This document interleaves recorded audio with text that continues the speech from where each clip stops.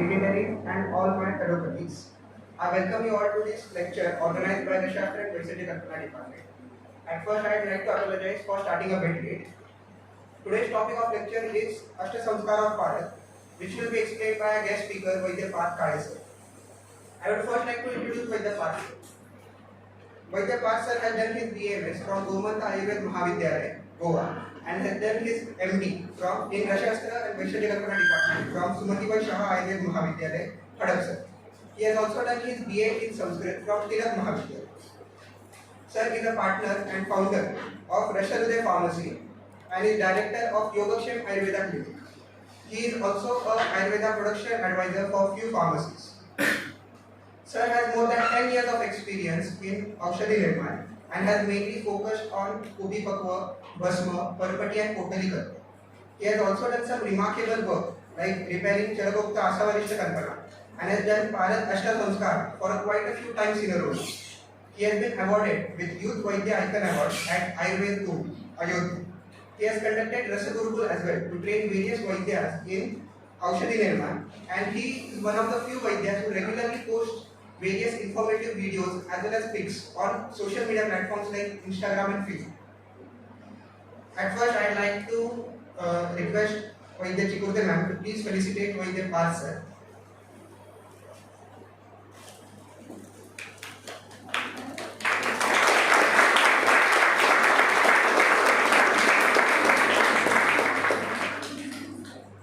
And now, without any further ado, I would like to invite Vaidya Parth sir to please conduct the lecture. Thank you.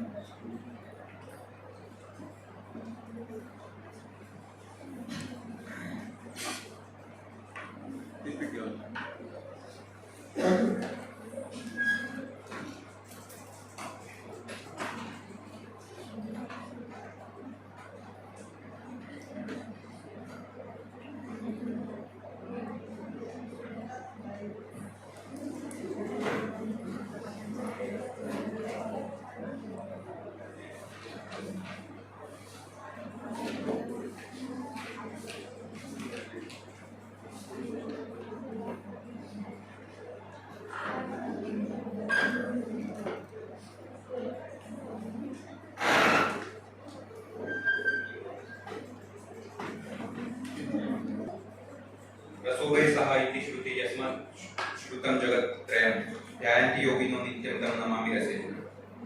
So today we are going to deal with the topic Paradashta Samskar, how to perform the Paradashta Samskar, what is the thought process and principle behind the Ashta Samskar, and what is the need of Ashta Samskar in today's era. So before coming to topic, I would like to do naman to my gurus, actually Vaidya Anil Panse sir and Raghuvir Bhide sir. Actually these two gurus actually changed my life, we can say 360 degrees. So as they are not in this world now, so I have put photos of only both of them. Another of my Gurujis, Vaidya Yogesh Bendale sir and Vaidya Nilesh Gorde sir. So all these four people changed my life. Directly coming before the topic. Sorry, what language is actually preferable to you? English, Marathi is preferable, because Paradashta Samskar in principle I will be means at a very difficult place to explain it in English. My English is also not that much good. So बरं होईल की मराठीत केलं आणि explain केलं. तसा वेळ चांगला दिलेला आहे नेमका मला आपल्या मॅनेजमेंटने आणि सरांनी मॅडमनी. तर फक्त अष्टसंस्कार समजवायला मे बी मला 1.5 तास एवढा अगदी वेळ लागणार नाही, म्हणून थोडं काही गोष्टींच्या बॅकग्राऊंड आणि मग अष्टसंस्कार आणि अष्टसंस्कारवर आपण डिटेल घेणार आहोत, कसे परफॉर्म केले जातात काय काय. इथे थांबण्याची गरज आहे गुरु बद्दल बोलण्याची, कारण मे बी बीएमएसच्या काळात हीच लोक असतात जी तुम्हाला खरं तर तुमचं आयुष्य ठरवतात आता कुठल्या दिशेला जाणार आहे. अदरवाईज तुम्ही सगळे काय मी माझे सिनियर काय सगळे ऍडमिशन मिळाली नाही मिळाली, कुठेतरी जायचं होतं. म्हणजे मला एमबीबीएस ला नव्हतं जायचं, पण अगदीच वेगळी ठिकाणी जायचं होतं. मला पुरातत्व संशोधनात जायचं होतं, आर्किओलॉजी. सो असं काहीतरी सोडून आपण कुठून तरी आपले मित्र आला, मैत्रीण आली आणि कोणीतरी सांगितलं, घरच्यांनी फोर्स केला म्हणा, मदत केली म्हणा, जे काही करून आपण पोचलो कसे बस. आणि मग कुणाला तरी जीपी करायची आहे, कुणाचं तरी ऐकलंय म्हणून कोणतरी म्हणतं मी मिक्स प्रॅक्टिस करेन, कोणाला तरी चांगलं सुदैव लवकरच कोणतरी भेटला तर म्हणतो नाही मी आयुर्वेदिक प्रॅक्टिस करेन. आणि काही लोक म्हणतात मला काही घेणं देणं नाही, मला प्रॅक्टिस करायची नाही, मी चुकून आलो इथे, पुढे जाऊन माझं मला परत बघायचं आहे, मी काय फोटोग्राफीच करेन, लेखकच होईल, जे काय. तर प्रत्येकाचीच अशी अवस्था असते ज्याच्यातून आम्ही गेलेलो होतो. ऑफकोर्स म्हटलं तसं आर्किओलॉजी करणं येते असं काहीतरी डोक्यात होतं. त्यातून मला 12वीला असताना माझा एक मित्र विचारला, त्याची बहीण बीएमएस ला होती, तर ती गोव्याला आहे, तर तू गोव्यातून बीएमएस करायची तुला इच्छा आहे का? माझी बहीण पण आहे, आपल्याला ओळख आहे आणि करता येईल ऍडमिशन लवकर तिथे. मी त्याला म्हणतो वेळ आहेस का, कधी तू डॉक्टरांच्या समोर असं गोवा लिहिला बघितलंस का? बॉम्बे लिहितात, लंडन लिहितात, व्हायचं असेल तर असं कुठून तरी वाहू ना, गोव्यातच कोण करणार. पण बरेचदा असं मला जाणवलं की जे गोष्टीला आपण अगदी ठाम नकार देत असतो तीच मे बी गोष्ट तुमच्या आयुष्यात येते. आणि तशी माझ्या गोव्यात बीएमएस करणं माझ्या आयुष्यात आली नाही जास्त, आणि मी तिथे गेलो. पण त्या गोष्टीने माझं आयुष्य खूप बदललं. म्हणजे खरं सांगायचं तर नाईलाज का म्हणतोय मी, कारण मी महाराष्ट्राची एक्झामच दिली नव्हती, एंट्रन्स एक्झाम. त्यामुळे मला महाराष्ट्रात ऍडमिशन मिळणंच शक्य नव्हतं. आणि 11वी 12वी लोक 10वी पेक्षा जास्त अभ्यास करतात तसा अजिबात केला नव्हता मी, टाइमपास जास्त केला होता, त्यामुळे मार्क्स सुद्धा कमी होते, त्याहीमुळे मिळणार नाही.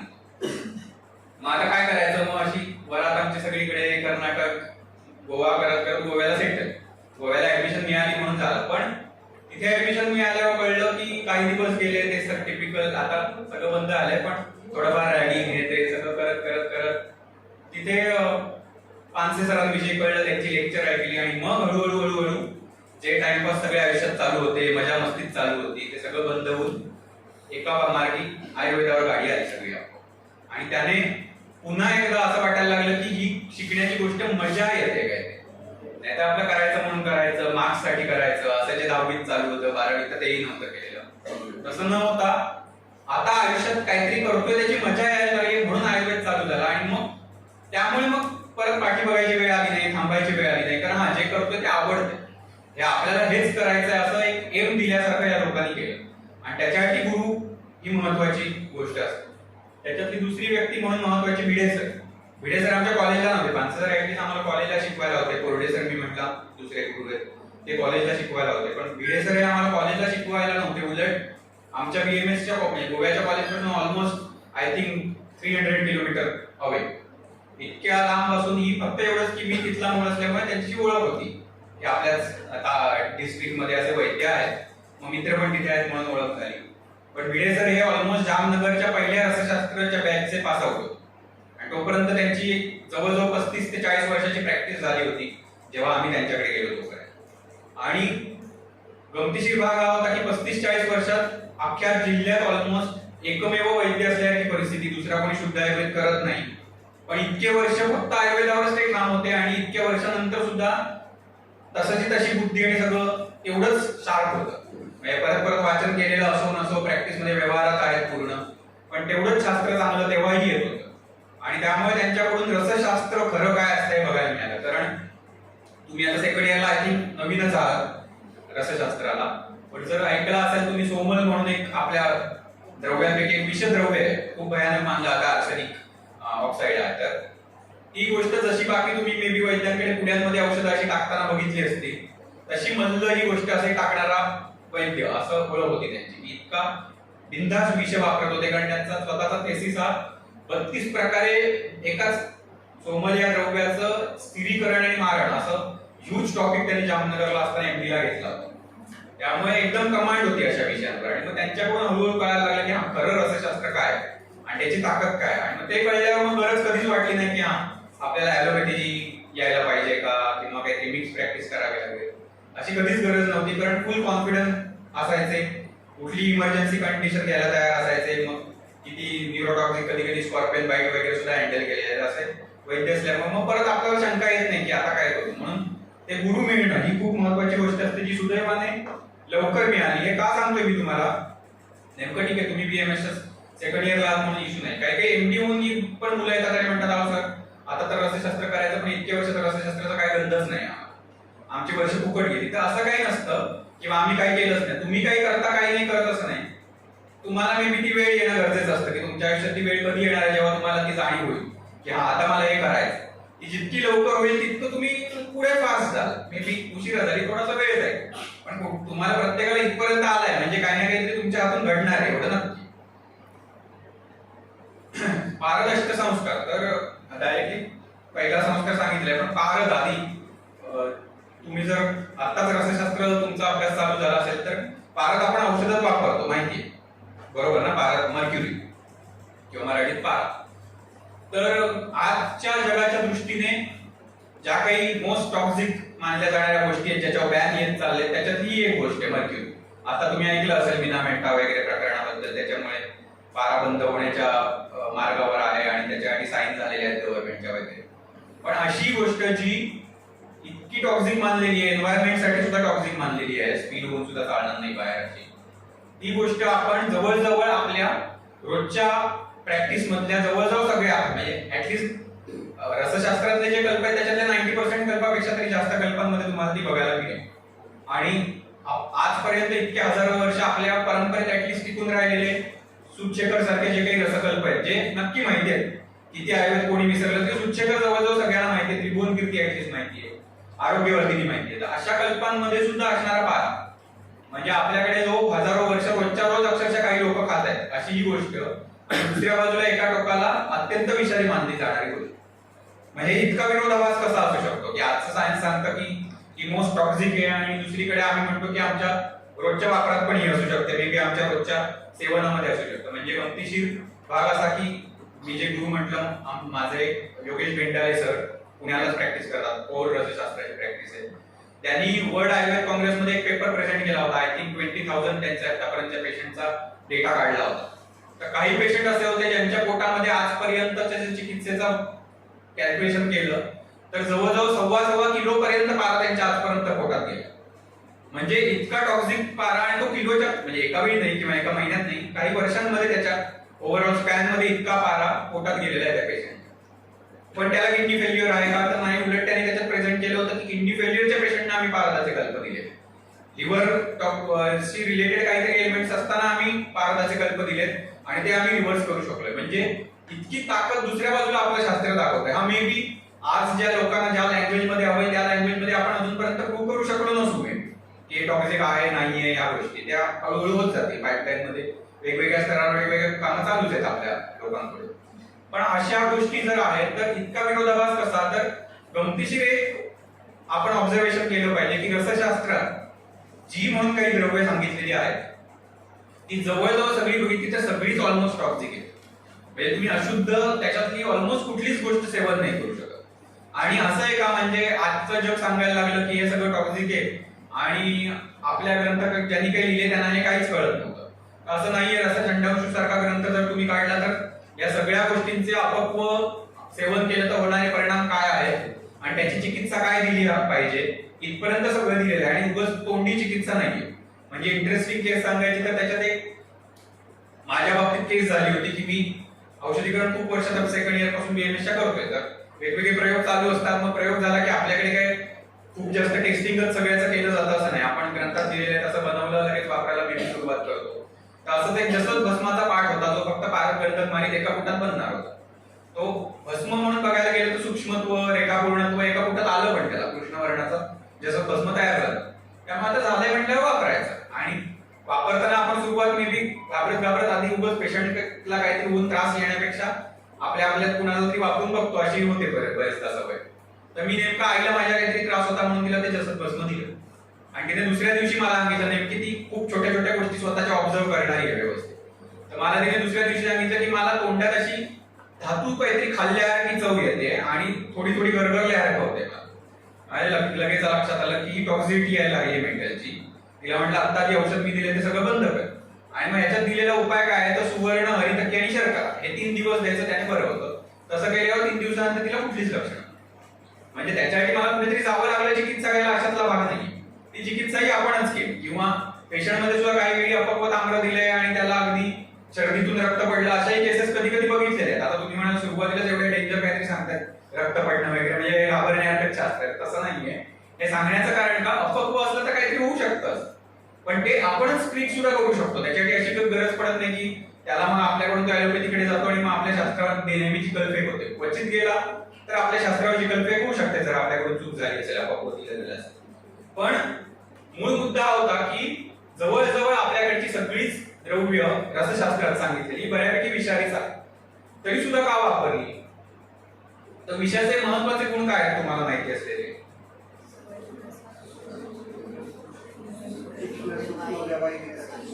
बरोबर, हे पटकन आठवणार आहे आपल्याला. आणि ओझाच्या विपरीत सांगितले, ओझाचे दशक गुण सांगून त्याच्या विपरीत विषाचे गुण असतात. पण त्याच्यातला जो हा तीक्ष्ण तुम्ही सांगितला तेवढेच घेऊ आपण. सूक्ष्म सांगितलं आणि काय सांगितलं? व्यवहारिक सांगितलं, विकास सांगितलं, उष्ण पण आहे बरेचदा.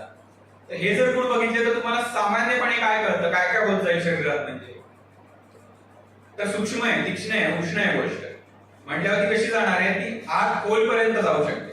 सूक्ष्म काय आहे? सूक्ष्म स्रोतोगामी म्हणून सूक्ष्म आहे ना. छोट्या छोट्या मायन्यूट अगदी ज्याला आजकाल आपण कॅपिलरीज म्हणतो किंवा त्याच्याही पेक्षा इंट्रासेल्युलर ठिकाणी सुद्धा जाण्याची ताकद असलेली गोष्ट आहे, म्हणून तिला तीक्ष्ण म्हटलंय, सूक्ष्म म्हटलंय, व्यवहारिक विकास म्हटलंय. त्याच्या पलीकडे जाऊ जिला अग्नीची पण गरज नाहीये, ती धातुबंध मोडून पुढे जाऊ शकते. हे अगदी ढोबळ मनाने आपल्याला फर्स्ट इयरला जे काही नॉलेज आलं त्याच्यावरून कळणाऱ्या गोष्टी. म्हणजे एवढं नक्की कळलं की ही गोष्ट कशी असणार, तर फास्ट ऍक्टिंग असणार. कारण म्हणून ती इतकी खोलपर्यंत जाऊ शकते आणि पटकन जाऊ शकते तीक्ष्णत्वामुळे, सूक्ष्मत्वामुळे. तर इतकी जर फास्ट ऍक्टिंग गोष्ट असेल तर ती आम्हाला उपयोगाची पण ठरेल, लवकर रिझल्ट हवे असतील. अदरवाईज टिपिकली बाहेर जे सांगितलं आता, म्हणजे जे खरं नसलं तरी सुद्धा की काय आयुर्वेदाचं म्हणजे आता पण फेमस काय होतं, तर आजोबांना औषध दिलं तर नातवाला बरं वाटतं वगैरे, असं सामान्य लोकांची हेटाळणी करण्याचे काही मुद्दे असायचे. पण हे का असं म्हटलं जातं? कारण काही काळ असेल की मधला काळ शांत होता आयुर्वेदाची प्रॅक्टिस त्या मानाने, पण आयुर्वेदाची प्रॅक्टिस सुद्धा तितकी लवकर रिझल्ट देऊ शकते आणि हे रसशास्त्राच्या बाबतीत जास्त शक्य असतं, कारण ही द्रव्य अशी आहेत म्हणून. पण मग प्रॉब्लेम काय? ती विषारी आहे. म्हणजे गुण आहेत की नाही, औषधी गुणांपैकी आम्हाला उपयोगी गुण आहेत तिच्याकडे, पण दोष काय महत्वाचा, तर विषारी आहे. म्हणजे त्रिविध द्रव्य तुम्ही शिकलाय. द्रव्य 3 प्रकारचे असतात. कुठली? अधर्व आणि दोष प्रशमन, धातू प्रदूषक आणि स्वस्थ वृत्त. बरोबर. तर काही द्रव्य असतात जी स्वस्थ वृत्त करत असतात, तुम्ही कधीही खाऊन चालतात. आमलकी चालेल, जांगल मांस असेल, जांगल मधू असेल, किंवा काय जीर्ण शाली वगैरे आहे, ज्या कधी खाऊन चालणारे आहारी आहेत बऱ्याचशा गोष्टी, आणि ज्या रोजच्या रोज घेऊन सुद्धा तुम्हाला शरीराला कोणताही त्रास न देता उलट तुमच्या शरीराचं जे काही पोषण व्हायला पाहिजे ते चांगलं करणार. दुसरे आहेत की दोष प्रशमन. मे बी तुम्ही काहीतरी आजार होतो आणि तेव्हा ते दोष प्रशमन करण्यासाठी ती औषधं वापरतात. पण तिसरी काहीतरी आहे ती डेंजर आहे थोडीशी, ती धातू प्रदूषक असते, जी सगळी विष वगैरे या सगळ्या गोष्टी येतात. तर इंटरेस्टिंगली जर बघितलं तर रसशास्त्रात येणाऱ्या बऱ्याचशा या गोष्टी खऱ्या स्वतः धातू प्रदूषक आहेत. त्या धातूंना त्रास देऊ शकतात. अगदी साधं लोह सुद्धा, लोहाची सुद्धा टॉक्झिसिटी जर नेटवर वाचली तर अगदी मृत्यूपर्यंतची टॉक्झिसिटी तर लोहामध्ये सुद्धा बघायला मिळते. पण म्हणून मॉडर्न मेडिसिन सुद्धा लोह वापरत नाही का? आयर्न सप्लिमेंट खूप रेग्युलरली वापरले जातात, कारण त्या दोन्हीकडे काम करणार आहे. जर तुम्ही त्याला योग्य प्रकारे एक डायरेक्शन देऊन वापर केला तर ते तुम्हाला फायदा करून देऊ शकतं, आणि जर ते स्वैर वापर झाला त्याचा कसंही प्रमाणात गेलं शरीरात कशाही पद्धतीने तर ते त्रासही देऊ शकतं, ते विषारी काम करू शकतं. मग रसशास्त्र किंवा रसशास्त्र लिहिणारे जे काही ऋषी होते, आचार्य होते, त्यांची खासियत काय आहे, तर त्यांनी ह्या गोष्टींना असं मॉडिफाय करू शकले की ते तुम्हाला विषाचे परिणाम देत नाहीत, फक्त गुणच देतात. विषाचे जे जे काही परिणाम आहेत, तांबराचा असेल, लोहाचा असेल, तिथपासून त्या आर्सेनिक पर्यंतच्या सगळ्या गोष्टींचे, त्याचे तुमच्या शरीरावर विषारी परिणाम न होता फक्त उपयोगी गुण मिळतात. मात्र विषाचे जे गुण आहेत, म्हणजे लवकर काम करण्यासाठी उपयुक्त, ते तसेच राहिलेले. ती तीक्ष्ण आहेतच सगळी द्रव्य, ती सूक्ष्म आहेतच, ती आशुकारी आहेत, मात्र विषारी राहिली नाहीत. आणि हे सगळ्यात मोठी स्ट्रेंथ काय माहितीये का?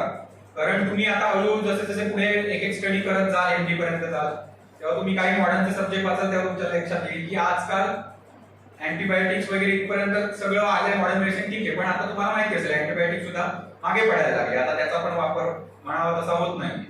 आता नवीन नवीन ज्या काही टेक्नॉलॉजीचा वापर केला जातोय ना, त्याच्यात एक महत्वाचं अस्त्र मानलं जाते ते म्हणजे नॅनो मेडिसिन. याच्यावर खूप मोठमोठे आता ऑक्सफर्ड सारख्या ठिकाणी कोर्सेस चालतात की नॅनो मेडिसिन हा खूप मोठा आता जगाला दिशा देणारा एक नवीन सब्जेक्ट होऊ शकतो म्हणून काम चालू आहे. तर नॅनो मेडिसिन मध्ये सेम केलं जातं की मेटलचे नॅनो पार्टिकल्स वापरून डायग्नोसिस पण केलं जाऊ शकतं आणि ट्रीटमेंट पण केली जाऊ शकते. आतापर्यंत डायग्नोसिस वर चांगलं काम झालंय, ट्रीटमेंटचं म्हणावं तसं अजून पूर्ण सोल्युशन मिळालेलं नाही. पण ते करतानाही त्यांच्या काय लक्षात आलं की ही जी काही नॅनो मेडिसिन ते वापरतायत ती सगळी बनवण्यासाठी काही ना काहीतरी केमिकल वापरावी लागतात. म्हणजे आयर्न नॅनो पार्टिकल असो, गोल्ड असो, सिलिकाचे असो, कसले डायमंडचे पण असो, त्याला केमिकल्स वापरावे लागतात. केमिकल सिंथेसिस करावं लागतं. मात्र ते करून ही सगळी द्रव्ये टॉक्झिकच राहतात. त्यांचं म्हणजे गंमत काय होते, तुम्ही एखादी गोष्ट जाड आहे आणि ती आता सूक्ष्म झाली तर अजून खोल शरीरात जाऊ शकते. ही पण विषारी होती आणि ही पण विषारीच आहे. तर ही घेतल्यावर मे बी फक्त ती पोटात राहिली असती, तिथल्या तिथे काहीतरी मे बी थोडंफार आम्लपित्त झालं असतं समजा, किंवा स्टमक अल्सर झाले असते आणि पडून गेली असती, कारण कण मोठे आहेत ना, पचत नाही. पण आता ते सूक्ष्म झाल्यामुळे अगदी छोट्या शरीरातले सेल पर्यंत गेले आणि आता विषाचे परिणाम तिथपर्यंत दिले. तो त्रास होतोय नॅनो मेडिसिनने, टॉक्झिसिटी जास्त येते आधीच्या पेक्षा. मग आता नवीन टेक्नॉलॉजी त्याच्यात काय आली तर बायोसिंथेसिस ऑफ नॅनो पार्टिकल्स. त्यांच्या पण लक्षात यायला लागलं की याच्यासाठी काहीतरी नैसर्गिक द्रव्य वापरली पाहिजे, ज्याचा वापर करून बायोसिंथेसिस केलं पाहिजे. याचं एक इंटरेस्टिंग उदाहरण आहे, तुम्ही नेटवर जाऊन वाचा एकदा. Biosynthesis of gold particle using एगलमॅन नावाचं. तर बिल्वाचा एक्स्ट्रॅक्ट काढून त्यांनी गोल्ड नॅनो पार्टिकल्स वापरले. साऊथ इंडियाच्या काही सायंटिस्टनी काम केलेलं. आणि इंटरेस्टिंगली त्यांनी घेतलेला रेफरन्स हा श्री सुक्ताचा रेफरन्स आहे त्याच्यासाठी. हेच दोन गोष्टी का घेतल्या, बिल्वा आणि सुवर्ण. तर त्याच्यासाठी त्यांनी रेफरन्स घेतला की श्री सुक्तामध्ये हे कॉम्बिनेशन आलंय, पार्वती पासून बिल्वाची उत्पत्ती सांगितली. म्हणून साऊथ इंडिया तिथल्या ट्रॅडिशनमुळे त्यांनी ते तसा विचार करून घेतला आणि त्याचे काही रिझल्ट मांडले. आणि हाच इंटरेस्टिंगली सेम कॉम्बिनेशन आपल्या सुश्रुताचार्यांनी दिले, बिल्वा आणि सुवर्ण, आणि ते अलक्ष्मीघ्न असं त्याचं फलश्रुती सांगते. हे सगळं मी का सांगतोय तुम्हाला, ओव्हरव्ह्यू याला. तुम्ही ज्या विषयात आता प्रवेश करताय त्याचा आवाका किती असू शकतो. म्हणजे एका बाजूला दैनंदिन प्रॅक्टिस मध्ये आम्ही ही गोष्ट वापरू शकतो, तिथपासून ती आज नवीन संशोधन चालू असलेल्या नॅनो पार्टिकल्स वरती आम्ही मे बी काहीतरी इनपुट भविष्यात देऊ शकतो. या दृष्टीने आणि काम चालू झालंय. म्हणजे तुम्ही जर ऐकलं असेल न्यूजपेपर किंवा सोशल मीडियामधून, योगेश भेंडारे सर जे त्यांचीच मुलगी ईशानी भेंडारे म्हणून, तिने आता ऑक्सफर्ड मधून नॅनो पार्टिकल मध्ये एमएससी केली आणि बीएमएस. हा, तिने तर तुम्हाला वाटेल ती मुलगी म्हणजे ती मॉडर्न मध्ये जाऊन तिने केले. बीएमएस करून तिने एमएससी नॅनो पार्टिकल्स ऑक्सफर्ड मध्ये जाऊन केले. म्हणजे इतका आपल्याला आता स्कोप आहे. आता असं नाही राहिले की आपल्या समोर आता जास्त काही हे राहिले नाहीत ऑप्शन. तर इतके ऑप्शन एका विषयाला धरून आहेत. बाकी तर तुम्हाला विषय वेगवेगळे आवडले बीएमएस मध्ये तर ते आणि वेगवेगळे मुद्दे आहेत त्याच्यात. पण हा इतका स्कोप असलेला विषय आहे आणि त्याच्यामध्ये तुम्ही काम करायचं ठरवलं तर कितीतरी काम करण्यासारखं आहे.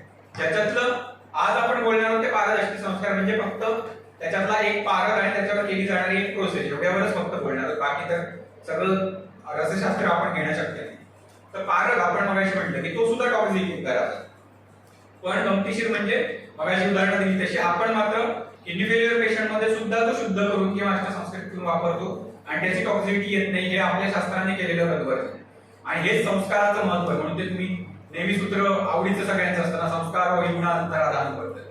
तर गुणांतरादान होतं म्हणजे काय होतं, तर गुणांचा बदल होऊन असा प्रकारे शरीराला उपकारक होतात. ते टॉक्झिसिटी देत नाहीये, एवढा डेंजर मानणारी गोष्ट.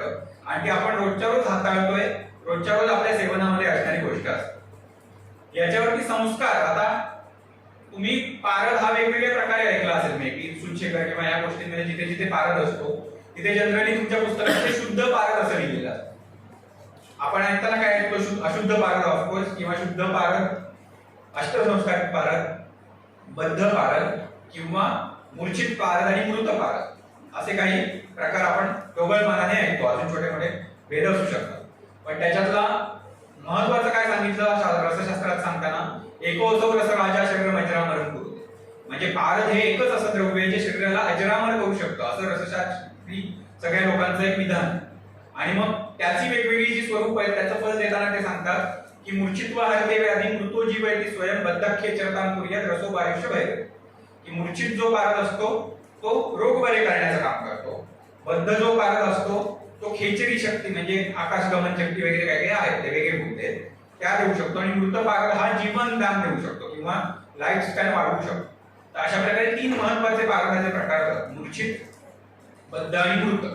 त्याच्यातला कुठलाही पालक करायला निश्चित करायचा असेल, बद्ध करायचा असेल किंवा मृत, तर त्याच्यातली महत्वाची स्टेप आहे ती म्हणजे एकतर शोधन करणं बालकाचं किंवा बालकावर अष्टसंस्कार करणं. एकंदर किती संस्कार आहेत खरे बालकाचे? कोणते? जेवढे माहिती आहे हा ते ठीक आहे, 8च आपल्याला हवे जास्त असते. स्वेदन, मर्दन, मूर्छन, तापन, नियमन, बोधन, रोदन, पतन राहिलं किती? 8 झाले. आणि उरलेले जे 10 आहेत ते आपण नेहमी डिस्कस करत नाही, कारण ते धातुपादासाठी जास्त उपयुक्त आहे, शरीरासाठी एवढा वापर होत नाही. तशाच वेदनम तदनुमर्दन मूर्छनम च उत्थापन पतन रोध नियमन आणि संदीपन गगन भक्षण मात्र संचारण गर्भगता धृतीश्च बाह्य धृती सूतक जारणास्त्यात राजस्तथा सारण कर्म पश्चात संचारण संक्रामण वेदविधी शरीर योग तथा अष्टादशधात्र कर्म असे 18 संस्कार खरे आहेत. ते पुढचे करणं पण कठीण आहे, त्यामुळे सुद्धा डिस्कस होत नाही. पण 8 संस्कार प्रामुख्याने पहिले जे शरीरासाठी वापरायचे आहेत. म्हणजे तुम्ही शरीरामध्ये जेव्हा पारा घ्यायचा असतो तेव्हा ऍटलीस्ट या 8 प्रोसेसेस त्याच्यावर झालेले असले पाहिजे. जेव्हा की ह्या विषयाची नीड काय आहे हा तुम्हाला विषय मुद्दामून येऊन का सांगायचा आहे मला, कारण आज मेजर ऑफ द टाइम इंडस्ट्रीमध्ये म्हणा, फार्मसीज मध्ये किंवा वैद्यांच्या प्रॅक्टिस मध्ये मॅक्झिमम पारदा फक्त शुद्ध पारद वापरला जातो, जो एकेने लसुणीना एवढाच पाक वापरला जातो फक्त लसुणीमध्ये, किंवा लसूण आणि सैंधव वापरून शुद्ध केलेला पारद. आणि आपल्याला मात्र किमान रसग्रंथ सांगतात की अष्टसंस्कार झालेला पारद वापरला गेला पाहिजे. प्रॉब्लेम हा झालाय की बराच काळ वैद्यांचा असा समज होऊन बसलेला आहे की अष्टसंस्कार ही काहीतरी खूप कठीण गोष्ट आहे आणि त्यामुळे ती पटकन केलीच जात नाही आणि फक्त शुद्ध पारद केला जातो, जेव्हा की अष्टसंस्कार ही खरी तर खूप सोपी गोष्ट.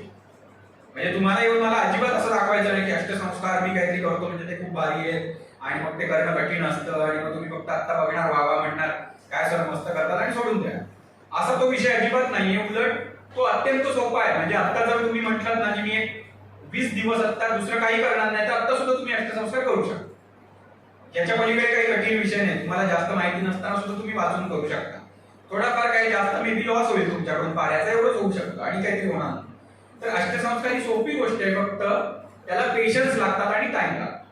या 2 गोष्टींमुळेच बरेचदा तो टाळला जातो, कारण तुम्हाला दिवस रात्र 18 दिवस द्यावे लागतात. त्याच्यात खंड घेऊन चालत नाही. म्हणजे बाकी गोष्टींसारखा आज केला मग 2 दिवस केलीच नाही गोष्ट असं जनरली चालत नाही, त्याचं वीर्य कमी होणार असतं. म्हणून ते सलग करावं लागतं, म्हणून बरेचदा टाळला जातो तो विषय. जसा की आमच्याकडून सुद्धा टाळला गेला होता. मी सुद्धा MD होईपर्यंत अष्टसंस्कार फक्त आपल्या बुक मध्ये वाचत होतो, कधी केलेले नव्हते, बघितलेले. पण MD पास झालो आणि मी आणि माझे एक सिनियर वैद्य गौरव डोंगरे, तर आम्ही एकत्र राहायचो आणि एक दिवस आमच्या बरेच दिवस डिस्कशन चालू होतं. एक दिवस विचार आला की किती दिवस चालणार आहे अष्टसंस्कार गप्पा मारायचे आणि आपण करत तर काय नाही. आणि आता MD पण झालो आपण आणि अजून अष्टसंस्कार केले नाही, मग आपल्यासाठी हे लाजीरवाण आहे असं. म्हणून मी एक दिवस ठरवलं नाही आता करायचं, या आठवड्यात अष्टसंस्कार चालू झाले पाहिजेत. मग दुसऱ्या दिवशी कांची लगेच बनवायला घेतली आणि अष्टसंस्कार जे चालू केले ते पहिलीच वेळ होती. 45 दिवस नॉनस्टॉप काम करून अष्टसंस्कार पूर्ण. तेव्हा कळलं की हा ही पेशन्सची गोष्ट आहे, याच्यात काही मोठं रॉकेट सायन्स नाही. फक्त वेळ द्यावा लागतो, खूप काम करावं लागतं नॉनस्टॉप. आणि खरं तर गमतीशीर तुम्हाला ज्यांना कोणी याला रसशास्त्र आवडत असेल, रसशास्त्रात काम करायचं असेल, त्यांच्यासाठी ह्या 2च गोष्टी गरजेच्या आहेत की तुमच्याकडे पेशन्स पाहिजे, वेळ दिला पाहिजे तुम्ही, आणि तिसरी म्हणजे काम करण्याची ताकद. कारण रसशास्त्र म्हणजे अक्षरशः झाडू घालायचं पासून ते MBA पर्यंतची येणारी काम इथपर्यंत सगळीच कामं तुम्हाला यावी लागतात. कारण आपल्याकडे अशा काही अवाढव्य सिस्टीम उभ्या आहेत की तुम्ही फक्त जाता आणि लगेच एका मोठ्या कुठल्या तरी मल्टीनॅशनल कंपनीमध्ये फक्त जॉबला लागता आणि तुम्ही आता प्रोडक्शन मॅनेजर आहात. आता होतील हळूहळू तशाच जागा पण डेव्हलप, पण अजून तरी तुम्हाला अगदी फ्रॉम स्क्रॅच सगळं चालू करावं लागतं. तर तुम्हाला त्या पेशन्स ही गोष्ट असावी लागते, तीच अष्टसंस्काराला आहे. आता येऊया अष्टसंस्कार. तर अष्टसंस्कार 8 संस्कार जे केल्यानंतर शरीरामध्ये पारद घेऊ शकतात. बरेच जणांचं असं म्हणणं आहे की अष्टसंस्कार आता का नाही केले जात, तर आता 99.9% प्युअर मर्क्युरी मिळतो. पूर्वीच्या काळात आचार्यांना तो मिळत नव्हता म्हणून ते अष्टसंस्कार करायचे, असं अजिबात नाही. म्हणजे धातूंच्या बाबतीत सुद्धा मोठमोठ्या फार्मसींनी केलेली वक्तव्य आहे की आता 99.9% प्युअर मेटल मिळतात, त्यामुळे आता काही शोधनाची गरज नाही. पूर्वी मिळत नव्हते म्हणून शोधनाची गरज होती, असं अजिबात नाहीये. मेटल मध्ये असणाऱ्या इम्प्युरिटीसाठी नक्की काहीतरी शोधनं आहेत, पण बरीचशी शोधनं ही शरीरात वापर करावा धातूंचा म्हणून दिलेली शोधनं आहे. ती फक्त इम्प्युरिटी बाजूला करण्याची नाही. जसं की पारद अष्टसंस्कारांमध्ये पहिले जे 5 संस्कार आहेत त्याच्यातले मेजर संस्कार इम्प्युरिटीज बाजूला करतात, पण पुढच्या 3 संस्कारांचा इम्प्युरिटीज बाजूला करण्याशी काहीच संबंध नाही. उलट जर बघितलं तर त्याच्यातली काही अशी द्रव्य आहेत की केमिकली विचार केला किंवा मेटलच्या दृष्टीने तर थोड्याशा इम्प्युरिटीज वाढवतातच उलट पाऱ्यामध्ये. तर इम्प्युरिटीज फक्त बाजूला करणं असा अजिबात हेतू नाही. त्यामुळे 99.9% मर्क्युरी जरी मिळत असला तरी अष्टसंस्कार गरजेचेच आहेत, कारण ते शरीरासाठी उपकारक पारक बनवा म्हणून आहे. आणि जनरली असं ग्रंथांचे टीकाकारांनी लिहिलेले आहे की जेव्हा तुम्ही फक्त शुद्ध पारक वापरता तो शक्यतो व्याधी हरणासाठी म्हणजे आजार बरे करण्यासाठी वापरता येऊ शकतो. पण तुम्हाला जेव्हा रसायन गुणधर्म पाऱ्याचे हवे असतात तेव्हा तरी तो शक्यतो अष्टसंस्कारितच पारक पाहिजे, नुसता शुद्ध पारक उपयोगाचा नाही. तुमचा बद्ध पारक आणि मृत पारक बनवता येणं ही खूपच पुढची गोष्ट आहे. आधी अष्टसंस्कार जमले तर त्या सगळ्या गोष्टी शक्य आहे. तर पहिला संस्कार स्वेदन. आता स्वेदन तुम्हाला शब्द माहिती आहे, आपला पंचकर्मात सुद्धा स्वेदन ऐकलेलं असतं. तर त्याच प्रकारे उष्ण गुणाचा वापर करून केली जाणारी प्रक्रिया आहे, मग त्याला स्वेदन म्हणतात. पुढे मर्दन आहे. तर प्रक्रिया नावातच बऱ्यापैकी एक्सप्लेन केलेली आहे. पण इंटरेस्टिंग काय माहितीये का, जसं आता आपण डिस्कस केलं की इम्प्युरिटीज बाजूला जर करायच्या आहेत आणि 5वा संस्कार कुठला, पातन. पातन मध्ये काय होतं, उडवला जातो ना पारा आगीवरती. 2 मडकी एकावर एक ठेवलेली असतात, खालच्या मडक्यात पारा असतो आणि आगीने तो वरच्या मडक्यात जाणार, म्हणजे डिस्टिलेशन. आजच्या लँग्वेज मध्ये जे केमिस्ट्री मध्ये आपण केलंय, ग्लास स्पीकर वगैरे सगळं फेस प्रॉडक्ट वगैरे वापरून, तर डिस्टिलेशन करायचं असतं मर्क्युरीचं एका अर्थी. म्हणजे इम्प्युरिटीज दूर करणारी ही चांगली मेथड. आज पण डिस्टिलेशन प्रोसेस वापरली जाते. मग ती जर करायची होती तर ती पहिलेच संस्कार पाहिजे ना तो, कारण इम्प्युरिटीज आधी बाजूला करून घ्यायच्या आणि मग उरलेले चांगले संस्कार करायचे शरीरासाठी. तर तसं न करता आधी 4 संस्कार केले, एवढा सगळा खर्च केला आणि 5व्या संस्कारात मग इम्प्युरिटीज बाजूला केले. म्हणजे हा काय वेळेपणा आहे असं वाटेल. तर इंटरेस्टिंग गोष्ट अशी आहे की आपले आचार्य हे धातूंकडे सुद्धा फक्त धातू निर्जीव गोष्ट म्हणून अजिबात बघत नाही, आणि पाऱ्याकडे तर नाहीच नाही. पाऱ्याकडे तर ते बघताना म्हणतात की यथा रसो तथा हि आत्मा, यथा हि आत्मा तथा रस, आत्मविद रसनिश्चय द्वावी मौ सूक्ष्मदर्शन. म्हणजे जसा आत्मा आहे तसा पारद आहे, जसा पारद आहे तसा आत्मा आहे. आणि या दोघांचं ज्याला ज्ञान होतं ते सूक्ष्मदर्शी लोक आहे असं त्यांनी सांगताना सांगून गेले. म्हणजे आत्म्याप्रमाणे पारदाला महत्व दिले. आणि सगळ्याच्या सगळ्या गोष्टी पायावर ज्या ज्या केल्या आहेत त्या करताना असा विचार करून गेला की जणू काहीतरी हे एक सजीव शरीरच आहे. कारण त्याला त्यांनी काय मानले, शिववीर्य मानले, शंकराचं वीर्य मानलेलं. त्यामुळे त्यांनी अत्यंत पवित्र अशी ती गोष्ट मानली आहे, मे बी देहापेक्षाही जास्त. आणि त्यामुळे आत्म्या इतकी पवित्र मानून त्याच्यावरती संस्कार केले. त्यामुळे संस्कार सुद्धा करताना त्यांनी इम्प्युरिटीज खेचून काढायचे असं काम केलं नाही, किंवा अदरवाईज आपल्याकडे कुठेच जबरदस्तीने कामं केली जात नाहीत आयुर्वेदात कुठल्याही गोष्टी. म्हणजे तुम्ही पंचकर्म बघता, पंचकर्मात काय करायचं असतं, दोष शरीरातले बाहेर काढायचे असतात. पण काय सांगितलंय त्याला, एक उपमावत पण दिली, फलादामाद रसानी. तुम्ही जर अपक्व दोष असताना विरेचन वमन काहीतरी द्यायला गेला तर धातूंचं क्षपण होईल, कारण ते दोष खेचून बाहेर काढले जाताना धातूंना पण दुष्ट करते. तसं न करता आधी त्याला पाचन करा, मग स्नेहन करा, मग बाह्य अभ्यंग आणि स्वेदन वगैरे करून जेव्हा ते दोष द्रवीभूत होतील, कोष्टात येतील, मग जवळचा मार्ग असेल तिथून बाहेर काढा. अशा प्रकारे दोषाला बाजूला करायला सांगितलं. सेम पद्धत पाऱ्यावरती सुद्धा त्यांनी अप्लाय केली. त्या दोषांना आधी मऊपणा आणा, मृदू बनवा, शिथिल बनवा आणि मग नंतर त्यांना बाजूला काढा, खेचून काढू नका पाय. तर ही एक इंटरेस्टिंग गोष्ट आहे की आपल्या लोक काही निर्जीव वाटणाऱ्या आजच्या जगातल्या गोष्टींकडे सुद्धा अशा दृष्टीने बघतात. ती दृष्टी वेगळी जर आत्मसात केली तर आपल्याला खूप गोष्टी उलगडायला लागतील.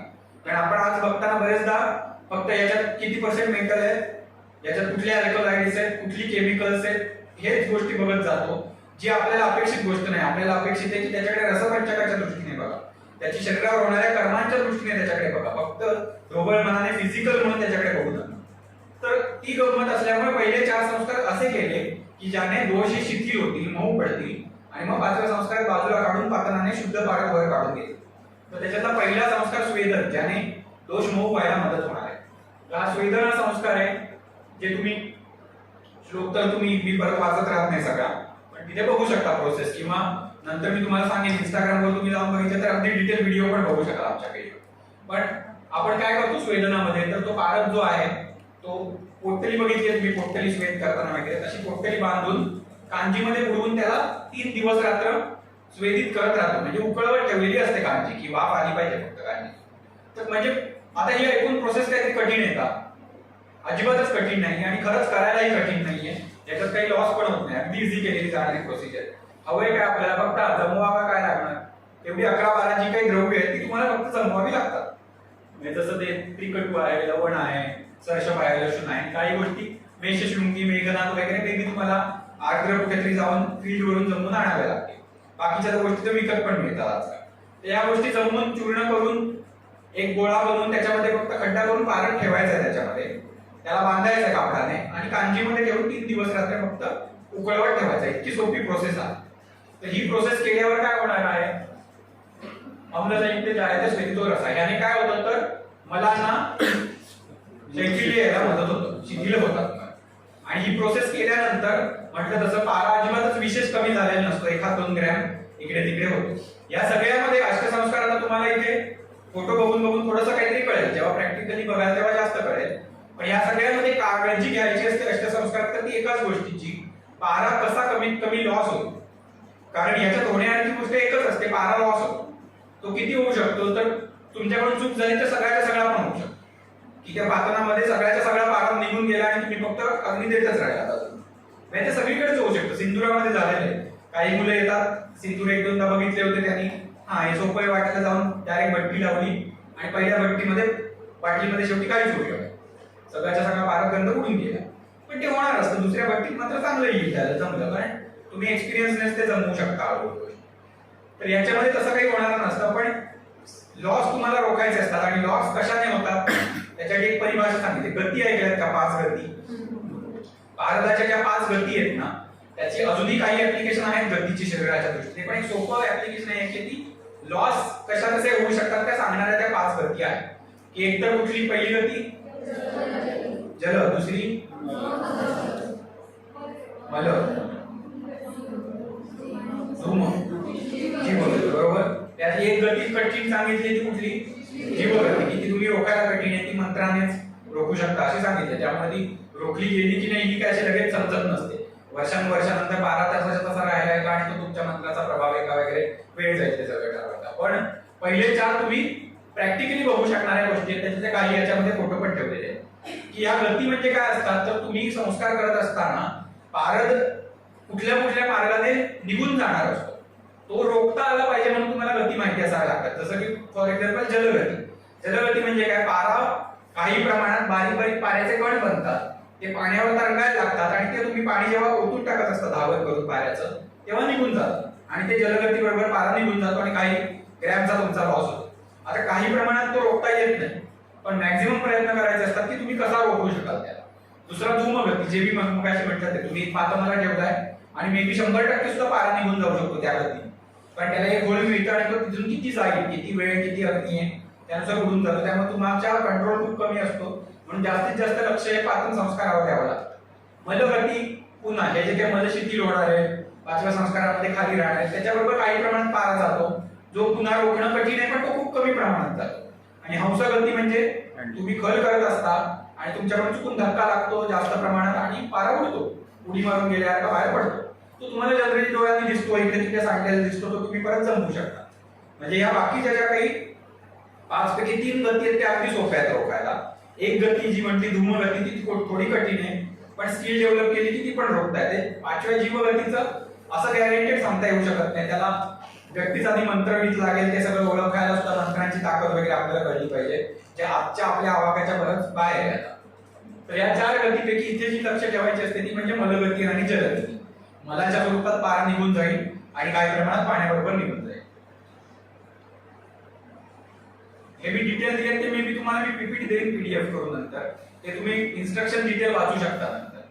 तर ही प्रोसेस इथे तुम्हाला दिसेल, तो पारा नंतर पोटरी सोडल्यानंतरचा पारा आहे. तर याच्यामध्ये आपण काय करतो की याच्यामध्ये एकच लक्षात ठेवण्यासारख्या गोष्टी असतात की जी काही द्रव्य पारदर्शक संस्कारात सांगितलेली असतात ते कोणतेही द्रव्य पाऱ्याच्या 1/16 इतकं कायम घ्यायचं. कुठलंही द्रव्य असू दे पारद संस्कारामध्ये, जिथे सांगितलं नाहीये माती, जिथे सांगितलंय तिथे काही प्रश्नच नाही, पण नाहीतर अदरवाईज जितका पारा आहे त्याला डिवायडेड बाय 16 इतकं प्रत्येकी इंडिव्हिज्युअली द्रव्य घ्यायचं.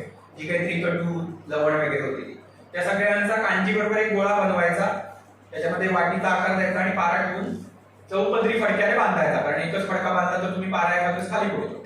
4 पदरी कापडामध्ये बांधायचा आणि मग तो 3 दिवस अहोरात्र अग्नीवरती ठेवायचा. अग्नी म्हणजे इतकाच अग्नी की त्या कांजीला हळूहळू वाफा येत राहिल्या पाहिजे, म्हणजे उकळी येण्याची गरज नाही, फक्त वाफा हळूहळू येत असल्या पाहिजे.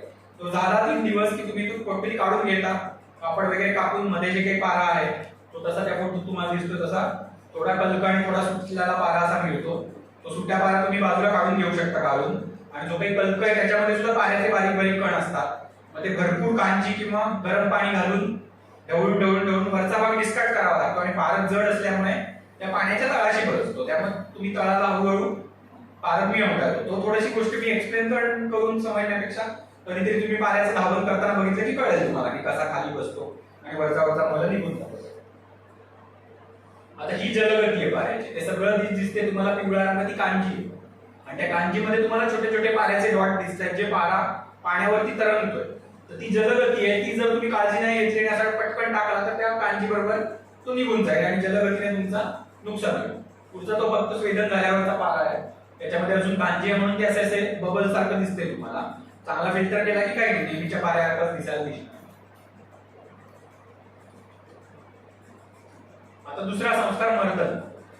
तर स्वेदन झालं, तुम्ही ते मल शैथिल्य केलेलं. आता जो दुसरा संस्कार आहे तो मर्दन करायचा. ते सुद्धा किती 72 आवर्स नॉन स्टॉप, दिवस रात्र 72 तास तुम्हाला स्वेदन करायचं.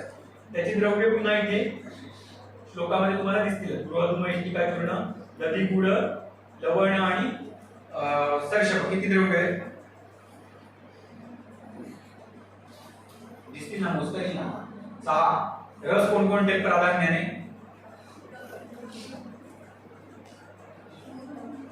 बघा ना कुठला आहे. गृहधूम माहिती नसेल, मे बी इष्टिका तुम्हाला माहिती नसेल असं करू. पुढचा दधी आम्ल आहे, नंतरचा गुड मधुर आहे, राजी सर्षप कसे लागतात कटू, नंतर पुढे लवण आणि 2 राहिले. त्याच्यातला एक तर नक्की आपल्याला माहिती आहे की ते कशा आहे, पण दुसरा आपल्याला माहिती नसतो, पण तो तिक्तकडे जाणारा रस थोडाफार आहे. म्हणजे काय कळलं याच्यातून? षड्रसाचं प्राधान्याने एक एक द्रव्य आलेलं आहे. इंटरेस्टिंग गोष्ट काय, हे का बघायचं माहितीये का? नाही तर आम्ही डायरेक्टली याच्या फक्त तो चार्ट काढायचा, याच्यातली केमिकल काढायची, अल्कली कुठले आहेत का, अल्कलॉइड्स कुठले आहेत का, याच्यात घुसायचं आणि पटकन वर दिसणारं ऑब्झर्वेशन सोडूनच द्यायचं. आपल्या शास्त्राच्या दृष्टीने महत्वाचं काय, पारद कसा आहे माहितीये का? रसाच्या दृष्टीने पाराचा रस, पारदाचा कोणते म्हणाल षड्रस आहे.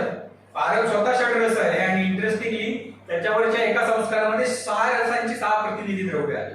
म्हणजे आपण विचार करताना हेही विचार करावे लागतील की काहीतरी डिझायनिंग करताना याच्याकडे पण लक्ष दिलंय का की त्यांचे रस अजून एनहान्स होऊ शकतात का, म्हणजे पाऱ्याचे, किंवा ह्या रसांचा काहीतरी पाऱ्यावर परिणाम होऊ शकतो का. आता ऑफकोर्स हे मांडणं खूप कठीण आहे, इतकं सोपं नाहीये. आपण रिसर्च पेपर किंवा असं करायला गेलो होतं मांडणं की 6 रसांनी पाऱ्याचा, आधी पाऱ्याचा रसच कसा ओळखणार आपण, तो तर असा बघितला तर अव्यक्तच वाटेल, आपल्याला कळणारच नाही काही सुद्धा. तर ते वाढले कमी झाले हे ओळखणं कठीण, पण ऍटलीस्ट हिंट तरी मिळते. श्लोकाकडे कधी कधी शांतपणे बघावं लागतं. म्हणून मी बरेचदा कल्पाभ्यासाचं पण एक लेक्चर आता घेतलं होतं, तेव्हाही किंवा मुलं क्लिनिकला येतात त्यालाही सांगतो, तुम्ही सगळ्यात पहिलं काय कराल तर काय करा माहितीये का, की आपण एखादे आर्टिस्ट असल्याप्रमाणे थोड्या वेळासाठी विचार करा की आर्टिस्ट काय करतो, तो कॅनव्हास समोर ठेवतो, 2-4 रेषा मारतो आणि थोडा वेळ जाऊन पाठी बसून खुर्चीत आधी बघत राहतो त्याच्याकडे. त्याच्यावर आपण बघितलं तर काय असतं, काहीच नसतं, कोरा कॅनव्हास कधीतरी किंवा 2-4 रेषा, पण तो त्याच्यात इमॅजिन करत असतो या कॅनव्हासवर काय काय होऊ शकतं, ही रेषमी कशी फिरवली तर काय डिझाईन तयार होईल आणि काय स्वरूप घेईल, कसे रंग मी वापरेल.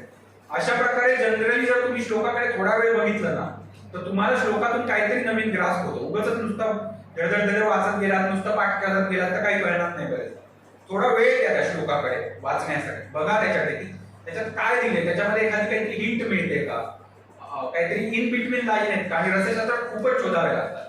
इन बिटवीन लाईन खूप मुद्दे देऊन टाकलेले असतात जे पटकन कळत नाहीत. वेगवेगळे बरेच ग्रंथ वाचले की हळूहळू लिंक्स लागायला लागतात. ओव्हरऑल आयुर्वेदाची तुम्हाला माहितीच आहे, आपल्या संहिता वाचतानाही तेच करावं लागतं, तुम्हाला वेगवेगळे रेफरन्स सोडावे लागतात. तर 6 रसांची 6 द्रव्य दिली, ते एक विशेष आहे जे कुठेच त्याच्या संस्काराच्या फलात पण नाही सांगितलं, कुठल्या संस्काराच्या बाबतीत कुठल्या ग्रंथाने पण नाही सांगितलं डायरेक्टली. तर श्रीत्वास उत्तम विमत आहे. तर ही 6 द्रव्य घेऊन आता याच्यातली गमतीशीर गोष्ट कुठली माहिती आहे का, याच्यात सगळ्यात कठीण द्रव्य कुठले चालवायला आजच्या काळात गृहधूम. गृहधूम तुम्हाला रडवू शकतो जमवताना, कारण गृहधूम पूर्वी खूप सोपा होता. चुली असायच्या आणि घरासोबत तुम्ही बघितलं असेल तर चुलीमुळे सगळं काळं काळं झालेलं असायचं. त्याचे ते लेयर्स काढून घेतले जायचे, त्याला गृहधूम म्हटलं जायचं घरामध्ये बांधणार. आज एकतर चुली नाहीये, गॅसवर काही धूम बनत नाही. धूम गॅसवर येत असेल तर गॅस खराब झालाय त्याचं लक्षण असतं. तर गृहधूम मिळणं कठीण असतं. मग काय करायचं? तर आज सोपं काय जातं, जे ऍप्लिकेबल आहे. तुम्ही जर मोठ्या प्रमाणात औषधीकरण करत असाल किंवा जिथे करत असतात त्या सगळ्या खाली भांड्यांना कार्बन तयार होत राहतो सतत. तो तुम्ही काढून आणू शकता. जो एक्झॅक्ट गृहधूम नसला तरी तो वापरता येतो. अदरवाईज जास्त चान्स नाहीये. दुसरा एक चान्स आहे बेकरी मध्ये जाऊन त्यांच्या चिमणीमध्ये मिळतो, पण बरेचदा चिमणीमध्ये अजून सुद्धा माती वगैरे त्याच्याबरोबर येते, त्यामुळे तो बरेचदा इतका हलका चांगला गृहधूम मिळत नाही. भांड्यांना जो खाली मिळतो तो एकदम खूप हलका असतो. म्हणजे तुम्हाला तो जो काही संस्कार लावाय त्याच्यासाठी असा एवढा एवढा गृहधूम जमवावा लागतो. तेव्हा तो असा 200-300 ग्रॅम फक्त भरत असतो. तो एक फक्त द्रव्य मिळवणं जरासं कठीण आहे. बाकी आपल्याला सहज द्रव्य मिळू शकतात. पुन्हा करायचं काहीच कठीण नाहीये. तुम्हाला हे सगळे द्रव्य घ्यायचे, तो आधी संस्कार पहिला झालेला पारा घ्यायचा आहे आणि एकत्र करत राहायचंय. पण किती वेळ? इथे सगळ्यात जास्त पेशंट टेस्ट होणार 72 तास, म्हणजे 3 दिवस रात्र मर्दन करायचं. गंमत काय होती माहितीये का? पहिल्यांदा जेव्हा अष्टसंस्कार केले होते मी आणि दोघं दादा, आम्ही दोघंच मेजर ऑफ द टाइम असायचो. रेअरली कोणतरी स्टुडंट दिवसभरात कधीतरी येऊन गेले 1-2 तासासाठी तरी येऊन जायचे. दोघेच आम्ही होतो आणि हा 72 तास आणि पुढचा संस्कार 72 तास तेव्हा केला होता. नेमका नक्की माहिती नव्हता कसा करायचा.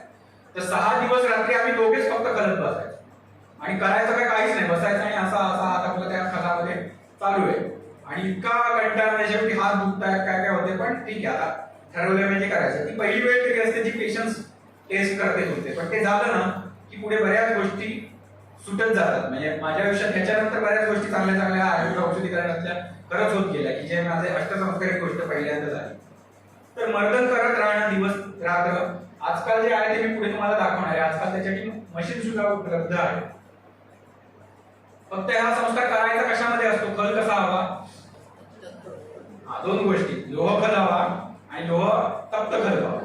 जनरली तप्त खल हा लोखंडीच वापरला जातो.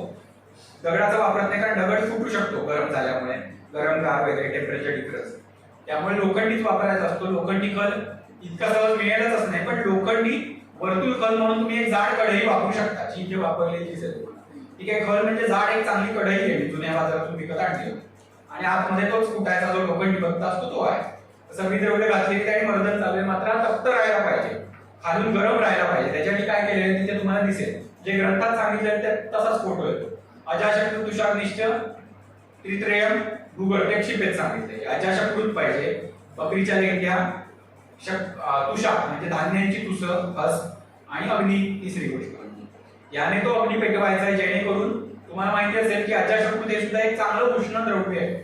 शेतीमध्ये जर तुम्ही काम केलं असेल तर तुम्हाला माहिती की अजाशकृत मुद्दाम शेतीला घातलं जातं, पण अशाच द्रव्यांना ज्यांना उष्णतेची गरज आहे, म्हणजे उष्ण पिकं असतात त्यांना चालतं, अदरवाईज ते जास्त गरम पडू शकतात. तर खूप उष्ण द्रव्य आणि उष्णता धरून ठेवणारं द्रव्य आहे.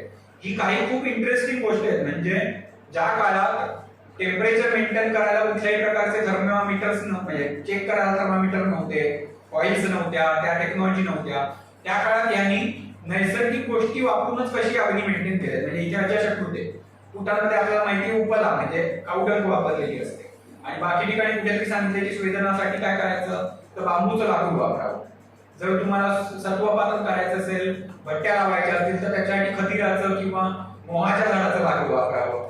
अशी वेगवेगळी लाकडाची पण स्पेसिफिकेशन आपल्या ग्रंथात दिली, जेणेकरून अचीव्ह करायचं काय टेम्परेचर आहे ते त्यांना माहिती आहे आणि ते अचीव्ह करण्यासाठी कुठलं लाकूड किती बेस्ट राहील आहे त्यांनी खूप चांगला अभ्यास केला आणि ते ऍप्लिकेशन केलं.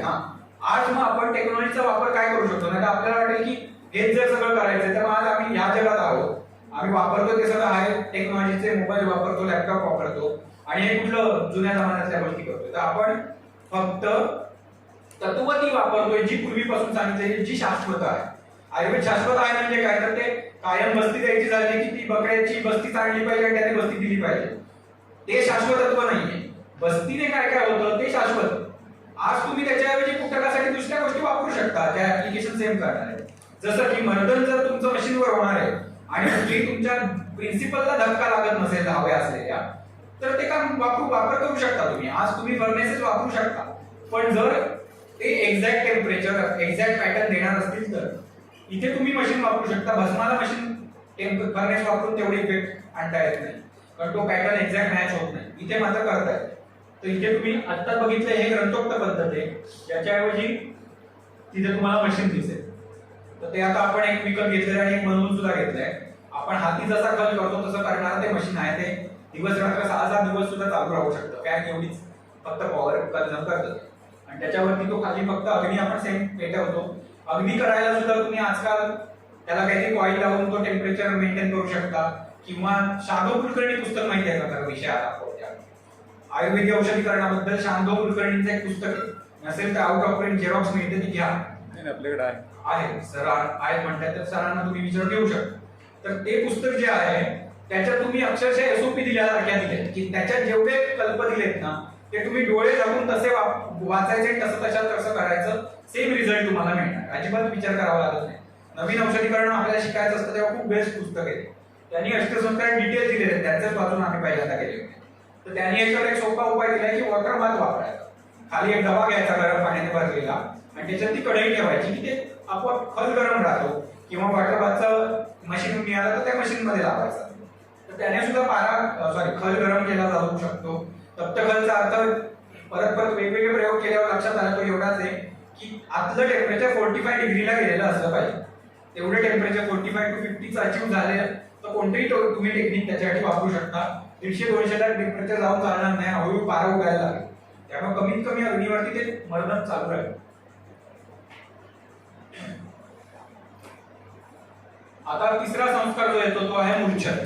या संस्कारातून काय होणार असतं दोषशून्य प्रजा आहे ते म्हटलंय. दोष निघून जाणार असतात. आणि कोणते दोष तर देताना त्यांनी एक द्रव्य एकेका दोषासाठी दिले. नैसर्गिक दोष किती आहेत पाऱ्याचे दोष नाही ओव्हरऑल दोष किती 12 नैसर्गिक ते 3 आली ना नैसर्गिक औपाधिक योग्य आणि मग त्याच्यातले परत नैसर्गिक 3 विषवंती मध्ये दोष नैसर्गिक त्रया औपाधिक नागवंग द्वौ ना आणि उरलेले सप्तपंचुका बरोबर. तर हे जे दोष आहेत त्याच्यातले पहिले 3 दोष घालवण्यासाठी आता हा संस्कार पर्यंत आला. आधीच्या 2 संस्कारांमध्ये दोष पूर्णपणे बाजूला झाले नव्हते. तिसऱ्या संस्कारात आता नैसर्गिक म्हणून जे दोष सांगितले ते बाजूला होणार आहेत. परत हे दोष म्हणजे कुठेच तुम्ही वाचले तर कळतं इम्प्युरिटीज नाही. त्याच्यातला एक मे बी मल दोष थोड्याफार प्रमाणात त्याचा अर्थ इम्प्युरिटीज होऊ शकतो. पण विष म्हणजे इम्प्युरिटीज नाहीये. शरीराला विषारी जे परिणाम होऊ शकतात ते घालवले जातात. अग्नी म्हणजे त्याच्या उष्णतेमुळे होणारे शरीरावर जे परिणाम आहेत ते परिणाम पण आपल्याला देऊन ठेवलेले आहेत कुठे कुठे किंवा इकडे विषाचे होणारे परिणाम वगैरे तर ते बाजूला करणारा हा संस्कार आहे. म्हणजे हा ऍटलिस्ट याचा अर्थ काय होतो की कमीत कमी शरीराला त्रासदायक न होण्यासाठी हे 3 संस्कार तरी पाऱ्यावर केले गेले पाहिजे. आणि जर तुम्ही तो एकेल्या लक्ष्मी नावाचा जो पाठ आहे तो पण नीट फॉलो केला तर ऑलमोस्ट 3 संस्कार झाल्यासारखे होतात.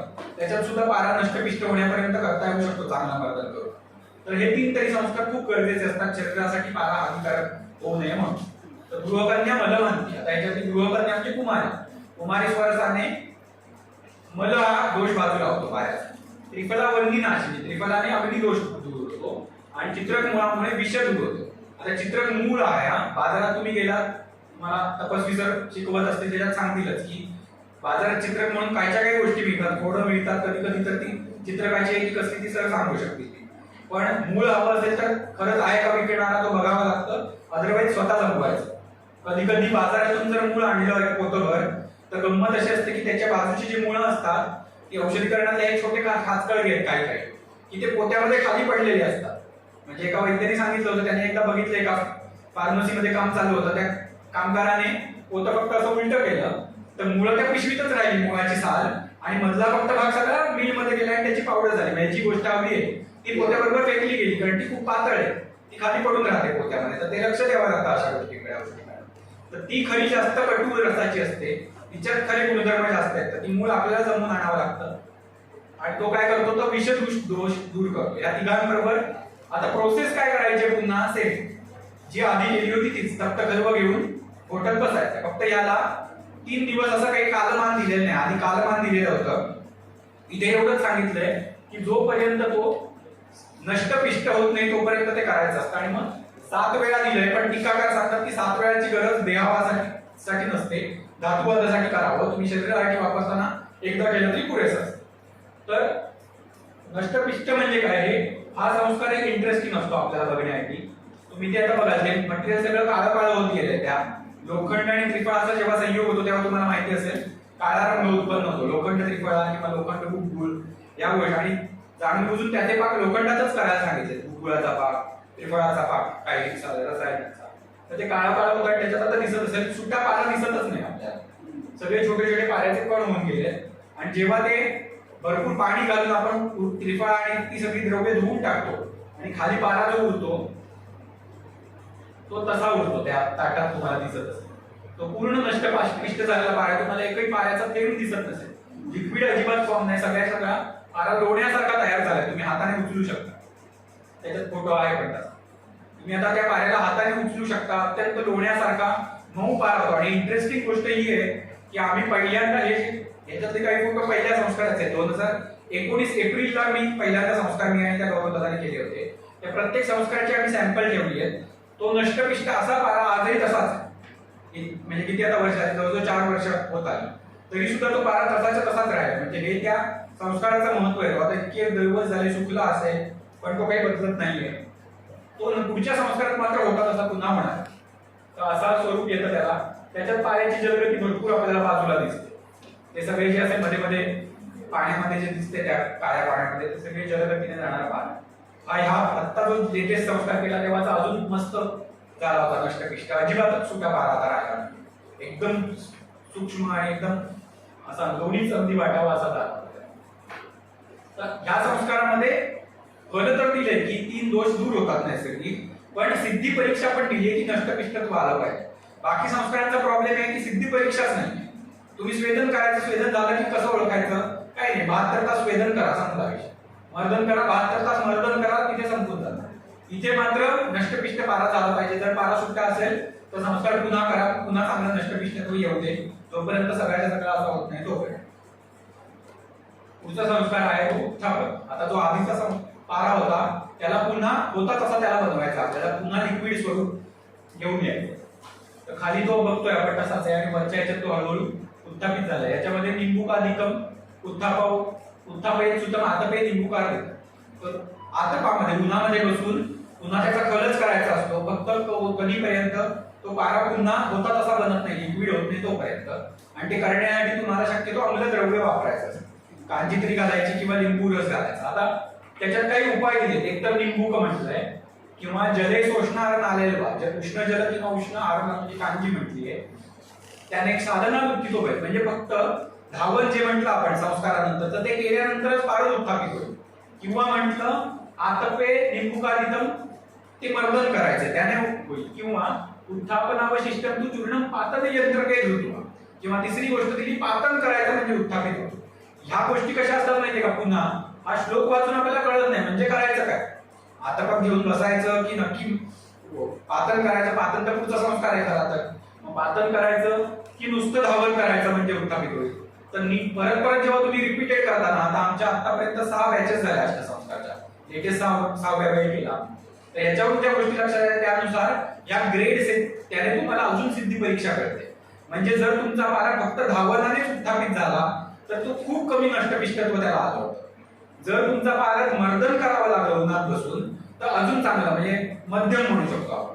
आणि तेही करून नाही झाला हात तुम्हाला उजवं पातन करावं लागलं तर खूप चांगलं नष्टपिष्टत्व आला. अशा त्या ग्रेड्स आहेत. त्याच्यानुसार तुम्हाला कळतं की काय करावं लागेल. धावन करून पुरते की मर्दन करायचं की पुढे जाऊन पातन करायचं. आता याच्यात बघू शकता या वेळेचा हा पूर्ण नष्टपिष्ट. तो थोडा वेळ उन्हात घोटल्यानंतर हळूहळू पारा सुटायला लागला. त्याच्यात सुद्धा ती दिसणारी जलगती असा हार्ट शेप जो दिसतोय तो जलगती आहे. किंवा मग पातन करावं लागलं तर पातन जे पुढचा संस्कार तोच आहे तो त्याच्यात कळेल. तर पातन त्रिविधम प्रोक्तम रसराजस्य पार्वती ऊर्ध्वपातन अधःपातन तिर्यकपातन उच्यते. पातन संस्कारामध्ये परत 3 गोष्टी आहेत. ऊर्ध्वपातन अधःपातन अधःपातन तिर्यकपातन. 3 प्रकारे पातन करायचं. म्हणजे 8 संस्कार जरी असले तरी तशा प्रोसेसेस 10 आहेत कारण याच्यात 2 पातन आहेत वेगवेगळे. तर 3 वेगवेगळ्या दिशांची पातनं करावी लागतात. आणि हा संस्कार धूमगतीच्यामुळे खूप कठीण आहे. कठीण एवढे आहे की लॉस रोखणे करायला कठीण नाही, बरोबर तुम्ही इझिली करू शकता. पण अट्टहासामुळे आमच्या पहिल्या 4 बॅच मध्ये दरवेळी 50% लॉस याच्यात झाला. मी 1 किलो पारा घ्यायचो आणि माझ्या हातात ह्या संस्कारानंतर जेमतेम 500 ग्रॅमच पारा राहिलेला असायचा. ज्याची किंमत तेव्हा सुद्धा महागच होती, आजच्या इतकी नसली तरी 8,000 10,000 8,000 रुपये किलो तरी होता. त्या ह्याचा 4,000 रुपये असेच वेस्ट म्हणजे एका संस्कारात. पण आम्ही करत का राहिलो, कारण नवीन असताना ना आपण ऍटलीस्ट शॉर्टकट नाही घेतले पाहिजे. तुम्ही काही वर्ष व्यवहाराची तुमची झाली, मग तुम्हाला कळलेल्या गोष्टी आणि मग तुम्ही एखादा उपयोगी शॉर्टकट घेणं वेगळी गोष्ट आहे. पण जेव्हा तुम्ही नवीन काहीतरी काम करताय तेव्हा तुम्ही जास्तीत जास्त प्रयत्न केले पाहिजे जे बुक मध्ये दिले ते तसंच करायचे. अदरवाईज ना आपली ती घिसीपिटी वाक्य झाली की पुस्तकातल्या गोष्टी तशा होतच नसतात, पुस्तकात दिलेले पेशंट काय तसे येत नसतात. पण आपण फ्रँकली स्पीकिंग आपण एवढं पुस्तक आपलं पाठ आहे का, चरक संहिता पाठ आहे का की सगळे आलेले पेशंट चरक संहितेत बसतात की नाही बसतात कळायला. तर ते वक्तव्य उगाच ढोबळ मनाने आपण करतो. तसंच याचं असतं की पुस्तकात दिलेलं होत नाही म्हणायला आपण 10 वेळा करून बघितलं का, तर तसं तर केलं नाही. आम्ही पहिल्याच वेळी काहीतरी लॉस झाला, आम्हाला वाटलं पुस्तकात दिलेलं होत नाही, लगेच कुणाला तरी सिनियरला विचारलं, शॉर्टकट मारला. आमच्याकडे पण याच्या वेळी शॉर्टकट होता, जो नाईलाज असतो आम्ही आता घेतोय खरा तर, पण पहिल्या 4 बॅचला घेतला नव्हता. तो शॉर्टकट हा होता की डायरेक्टली एक डिस्टिलेशनचं कुठलं तरी ॲपॅरेटस वापरायचं किंवा मॉडिफाईड मेटलचं ॲपॅरेटस वापरायचं. ते का केलं नव्हतं, कारण मेटलच्या ॲपॅरेटस मध्ये आपण बघतो डिस्टिलेशन ज्याला म्हणतो ते तिर्यक पातळ आहे, त्याच्यात ऊर्ध्व पातळ होत नाही आणि अधपातळ सुद्धा होत नाही. आमच्या ग्रंथांमध्ये मात्र ती पण पातळ सांगितली. जी करायची असतील तर आम्हाला मडकी वापरूनच करावी लागते. आणि जो लॉस होतो तो मडक्यांमुळे होतो, कारण आजकाल चांगली मडकी मिळत नाही.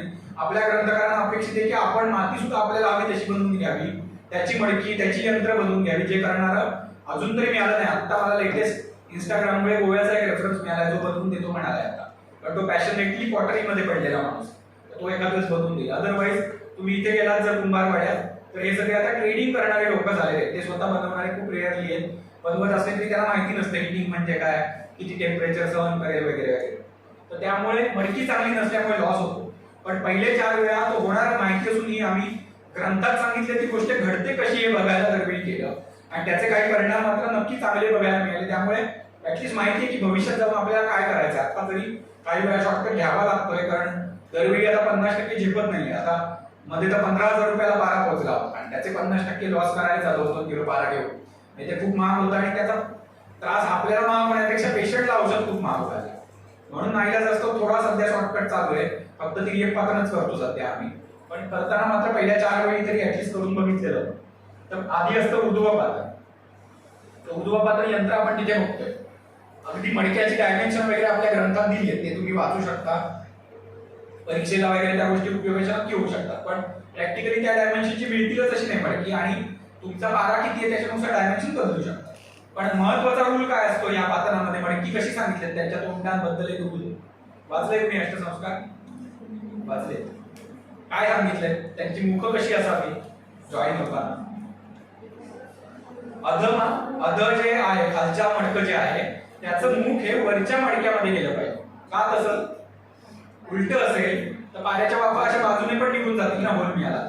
असं असेल तर ते वाफा आपोआपच वरच्या मडक्यामध्ये प्रवेश करतील आणि मग लॉस कमी होईल, जरा भीती कमी आहे लॉस होण्याची, तिथे लगेच कंटेन्स होतील. तर तसं ते यंत्र केलेलं असतं आणि वरती जलाधार बनवलेला असतो. आता हे काही गोष्टी आहेत, जी गोष्ट याच्यात केलेली आहे ती महत्वाची गोष्ट म्हणजे आजच्या भाषेत जुगाड. तर रसशास्त्र करताना जुगाड नावाची गोष्ट खूपच चालवावी लागते, नाहीतर मग परवडत नाही रसशास्त्र खिशाला अजिबात. खूप महागडं शास्त्र आहे तसं म्हटलं, पण जुगाड केला तर बऱ्यापैकी परवडतं.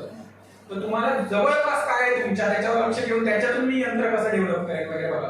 आता ते जे वर आहे ते अगदी 10-20 रुपयाला मिळणारी चाळणी आहे प्लास्टिकची, त्याचा तळ कापून टाकलाय आणि ते आपण फक्त बसवलंय त्याच्यावर.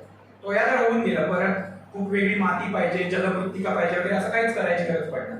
त्यात तुम्ही पाणी भरा, एका बाजूने त्याला नळी लावून ठेवली, क्लॅम्प लावला, गरम झालं पाणी काढून टाकायचं, परत भरून भरा, किंवा इनलेट आउटलेटची काहीतरी सिस्टीम मिळाला डायरेक्ट लावून करू शकता. तर ते वरती कुलिंग होतं पाऱ्याचं आणि वरच्या मडक्यामध्ये पारद आपल्याला मिळतो. खाली अग्नी द्यायचा असतो तो 3 याम 12 तासापर्यंतचा वगैरे किंवा वेगवेगळे अग्नी दिले ते करतात. पण थोडा तीक्ष्ण अग्नी द्यावा लागतो जेणेकरून पारा वर उडेल. आणि तो ठेवायचा पारा कसा लागतो तर ताम्र कॉपरची पावडर घ्यावी लागते फाईन, त्याच्याबरोबर पाऱ्याला घोटायचा कॉपर पावडर बरोबर आणि त्याची पिष्टी बनली पाहिजे. ती वर जी दिसते फोटोमध्ये ती, आता तुमचा फोटो असेल हे जे याच्यात तुम्हाला कॉपर सेपरेट दिसणार नाही. ते अमालगमेशन झालंय, त्याचं अमालगमेशन वाचलं असेल तुम्ही केमिस्ट्रीमध्ये. तर ते अमालगमेट झाले. आपल्या शास्त्रामध्ये त्याला पिष्टी असं म्हणतात आणि ज्या धातूपासून बनवलेली असतं त्याची त्याला नाव दिलं जातं. म्हणजे ही अर्कपिष्टी आहे, ताम्रपिष्टी आहे.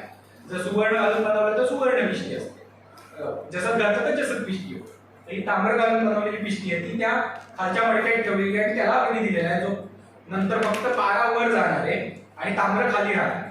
आता ताम्रच का? याच्यात तर आपण म्हणतोय की औपाधिक दोष दूर होतात सांगितलेत ना. नागवंग दोष याच्या पातळामुळे दूर होतात ऊर्ध्वपातळात. तर मग पारदच का, सॉरी ताम्रच का सांगितलं, दुसरा धातू का? पुन्हा आपल्या शास्त्रातून काही डोकं लावता येतं का विचार करायचा. मॉडर्न मे बी पॅरामीटर अजून शोधता येतील काय, नसेल एखाद्याच माहिती, थोडा पुढे जाऊन कन्सेप्ट येईल. तर एकोसौ रस राजा शग्र मजरामरम कृते जे सूत्र सांगितलं की त्याची सुरुवात अशी आहे, खरं काष्टव सद्यव नागे नागम वंगे वंगम अपि शुल्बे शुल्बम तारे तारम कनके कनकम च येते सुते परमात्मनि व भवती लयो यत्र सर्व सत्वानाम एकोसौ रस राजा शग्र मजरामरम. खूप इंटरेस्टिंग कन्सेप्ट शास्त्रात एक दिलेला आहे, जो वेगवेगळ्या ठिकाणी खूप वेळा ऍप्लिकेबल होत असतो. काष्टौषध्य नागे म्हणजे काय? नागामध्ये काष्टौषधी नागामध्ये लीन होतात. आता या लीनचा अर्थ दोन प्रकारे घेतला जातो. थोड्याशा रसग्रंथांच्या टीका वाचल्या तर कळतं. एक थेट लीन म्हणजे खरंच काष्टौषधी कुठल्या तरी स्वरूपामध्ये संस्कारामध्ये गायब होऊ शकते नागामध्ये. मग मे बी जारण म्हणतो आपण भस्माच्या आधी करतो तेव्हा होते वगैरे. तर एक तर ते, किंवा दुसरा अर्थ त्यांना असा घ्यायचा आहे की नागस्तु सर्व औषधी धामा, म्हणजे नागामध्ये सगळ्याच वनस्पतींचे गुणधर्म आहेत. म्हणजे फक्त स्वरूपात्मक सांगितलंय की नागामध्ये या सगळ्याचे गुण आहेत म्हणून काष्टौषधी नागामध्ये. वंगामध्ये नागाचे सुद्धा गुण आहेत म्हणजे नागवंगा. पण काही प्रोसेस करून ऍक्च्युअली सुद्धा तुम्हाला लय करतायत. तर काष्टौषधीचा नागामध्ये, नागाचा वंग, वंगाचा शुल्बामध्ये, शुल्बाचा रौप्यामध्ये आणि रौप्याचा सुवर्णामध्ये आणि सुवर्णाचा शेवटी पाऱ्यामध्ये. त्यामुळे त्यांनी काय म्हटलंय, पाऱ्यामध्ये सगळ्याचेच गुण आहेत किंवा पाऱ्यामध्ये सगळ्याच गोष्टी विलीन होतात. म्हणून परमात्मनि व भवती लयो यत्र सर्व सत्माना म्हणजे काय, पदार्थ विज्ञानाचा कन्सेप्ट. भूतात्मा आणि परमात्मा, जीवात्मा. तर काय होतं, आपण काय शिकलोय, मोक्ष मिळतो म्हणजे काय होतं, तर तो आमचा आत्मा परमात्म्यामध्ये विलीन होतो. तर परमात्मनि व भवती लयो यत्र सर्व सत्वाना, जसा या सगळ्या आत्म्यांचा लय शेवटी परमात्म्यात होतो, तसा सगळ्या सत्वांचा, सगळ्या धातूंचा लय शेवटी पाऱ्यामध्ये होतो. म्हणून एकोसौ रसराज शग्र मजरामरम, म्हणून तो एकटा पारदच सगळे आजार बरे करू शकतो. याचा अर्थच काय झाला की एकटा पारा कसाही वापरला तरी सगळे आजार बरे नाही करू शकत. कधीतरी मे बी सुवर्णलीन पारद वापरावा लागेल जारीत, कधीतरी मे बी रौप्य जारीत वापरावा लागेल, कधीतरी तांबडा, असं गपचूप वेगळ्या अर्थी ते सांगूनच गेले ती गोष्ट सुद्धा. पण म्हणताना एवढंच म्हटलं की पारा शेवटी करू शकतो. तर हे सूत्र का सांगितलं मी, मग सुरुवात काय होती, नागोय नागम वंगे वंगम अपि शुल्बे. नाग आणि वंग हे जे दोष आहे ते लीन कुणाच्यात होतात, ताम्रात होतात. म्हणून इथे ताम्र वापर, ते लीन करून घेतले जातात ताम्रामध्ये. पारा फुटल्या जातो तेव्हा, आणि ताम्र खाली राहतं पातन यंत्रात आणि पारा फक्त वर. त्यामुळे ते आपोआप नागवंगादी दोष बाजूला होतात आणि पारा एकटा वर मिळतो. आता हे आपण आजच्या परिभाषेत मी जरी, कारण मला अजून तेवढी कॉस्ट घालवता नाही आली त्या टेस्टिंग वर वगैरे, किंवा नीट उपाय पण कळले नाहीये, पण हे आपण ऍक्च्युअली एक्सआरटी करून वगैरे बघू शकतो की खरंच त्याच्यामध्ये आधी लेड आणि टीन होतं का, आणि पातळ केल्यावर ते लेड टीन काही कमी झालं का, हे ऍक्च्युअली आपण फिजिकली जर केलं नसलं की सॅम्पल आता पण आपण ठेवले पूर्वीची पण आपण करून बघू शकतो. जर तुम्ही किंवा सरांच्या मॅडमच्या अंडर वगैरे कोणी कधी विद्यार्थी आला त्याला करायचं असेल तर आपण तसं सॅम्पल देऊन काहीतरी करून पण घेऊ शकतो.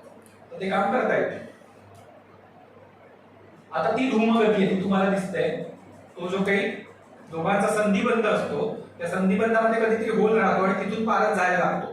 तो यंत्र सोडवल्यानंतर काही प्रमाणात तिथे साठलेला मिळाला आपण, पण आधी काही प्रमाणात तो निघून पण गेला असणार आहे, ज्याच्यामुळे लॉस झाला.